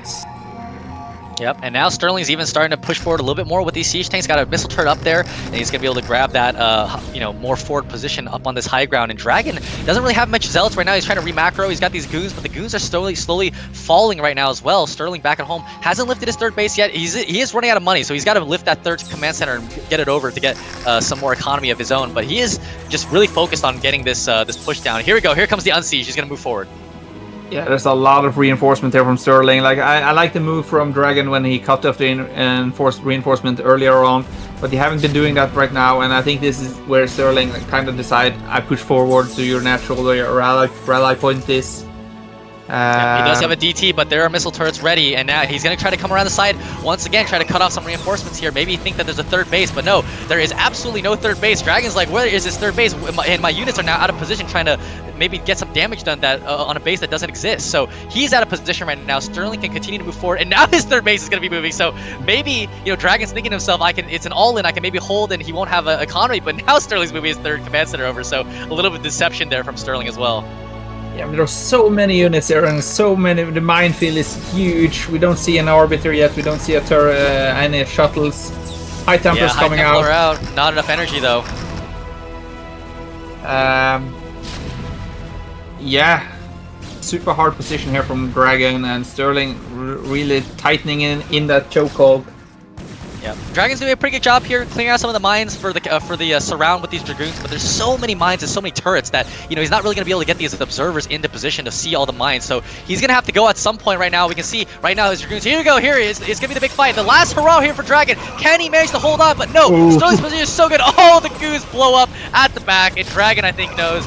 He's shaking his head, his mouth is moving as he normally does, and Sterling not, you know, moving a single inch on his facial expression, not even celebrating yet. He's just gonna play this game until the very end, and DragOn's gonna try to hold on for a little bit longer. But I think he knows. I think he knows that he's lost this game. I'm glad there is no end game interview after this series, because I do not want to be the guy to talk to DragOn after this series. Yeah, I wouldn't want to either, man. I think that he would be he would have some choice words to say to Sterling, but Sterling is continuously just tightening the noose, and here we go. There's the GG from DragOn. Sterling, the lone American, moving on into the round of 8. He's our guy, and I'm really happy for him. You know, a guy who hasn't really been in the scene for very long, and he's moving on. Aaron Race, man, Tasagi. Yeah, Tasagi right there. That's probably what DragOn's gonna be saying. He's gonna be going back to his clan or whoever's gonna listen to him and be like, God, man, Terran is so strong. I can't believe that they did that. You know, like, what is this, you know, bullshit race and everything like that. So, well, I know what I'm going to do the next time I play ladder. It's going to be what 2 base, six factories. 100%. Definitely works for Sterling, so it has to work for me as well. Great play there for Sterling, really getting into the great position like we were talking about if you get the high ground with the turrets. Yep. And Sterling moving on basically by essentially beating DragOn 4-1 in their series. And I'm really excited for him. He's shown a lot of good play so far. And, you know, first BSL ever. You know, he's got a blank slate. He has no accomplishments, no nothing over there, and he's managed to make it to the round of 8 in his very first try. So he's a guy to look out for these future BSLs. Just quickly looking at the brackets that who Sterling might be able to face. Like, there's a lot of strong contenders there. So let's see if the adventure of Sterling can get into round of 4. Everything can happen if you're like kind of lucky. Like, normally there's a player that always has your numbers. Today it was Sterling having DragOn's numbers. For me, it's always Terror. So if he can get in the right bracket, anything can happen. Yeah, that's true. I mean, obviously, really difficult. I think Zero, if you can confirm to us whether you know, the first place finishers will always face a second place finisher in the round of 8. Okay, so yeah, so Zero's confirmed. So you know, he's got a lot of big competition. I mean, MadiNho and JangHung both extremely solid Chinese players over there, and obviously Crossy as well, who advanced first. So I, you know, could see a North America team kill there. Crossy versus Sterling would be an interesting one to see. On the other side of the matchup there, Bonyth has some interesting round of 8 opponents. Sitsky, Dandy, and DeWalt are all options for. So we could see a Bonyth versus DeWalt play the PvP there in the round of 8, which would be an incredible series to watch. I think both players are probably dreading to see if they got matched up against each other. I'm going to 100% confirm that Bonyth and DeWalt is definitely going to match up against each other. I feel like they always get matched up against each other every tournament, man. They always have to face off.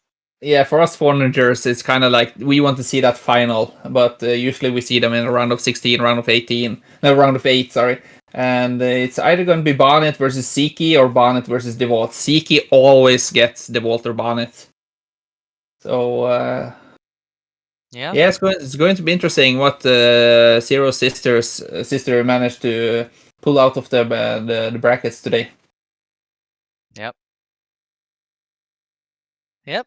We'll get to the drawing, but first let's thank all of our sponsors and Patreon supporters. Obviously, as always, Esports Fund supports is the main sponsor here, and Liquid Nazgo and Liquid Steve from Team Liquid, always the OGs basically in the scene. So thank you to all of them as well. For our big BSL 19 goal supporters, obviously CVRT, Jizzery, Pancake Sky, LML for the goes above $200. Really thanks to you guys for doing all of that. Going down to our patrons for the monthlies, $200 there. Andrew, Wolf of Wall Street, thank you so much for your support. My Fleeting Dream, Stricker, Tim, and Tupac, Yuejiang, MadiNho. So thanks, MadiNho, for supporting BSL. Stephen Robertson, KJ Streaming, Daniel Lopez, LML, Nicholas Schuler, and Gypsy, all in the $20 or more category. So thanks all of our patrons for supporting BSL, and hopefully we still have your support moving forward.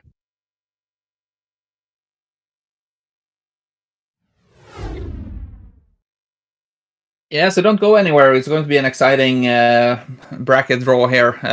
For me, that's it for me today. I'll be back next Sunday if there's a slot available. We don't know yet, but I might be back next Sunday to cast Group B or whatever for round of 8. Yep. And so far for me, that's going to be it based upon the calendar that I've got. But maybe I'll be on later on down the line. But it's been an honor casting BSL for everyone this weekend. And I think that that'll do it for us here today. Awesome games, really cool group, and obviously as the American, Sterling's our hero, #1 USA Terran. Sorry, Exit, you are not #1 USA Terran. Yeah, I think that'll be it for us, and stay tuned for the round of 8 draw. We can confirm that Exit is the most handsome player, though. He is the most jacked USA Terran. We can confirm that. That is undeniable. Well, I'm going to go and watch the reruns of Manchester and see what the hell went wrong. And I gotta go see the highlights. I haven't seen them yet because yeah. the game finished basically right as I jumped on for the cast. So, anyways, I'm Flash for the win. And I'm MadiNho. Thanks for having me. Thanks for casting with me, Flash. Hopefully we can do it some other time.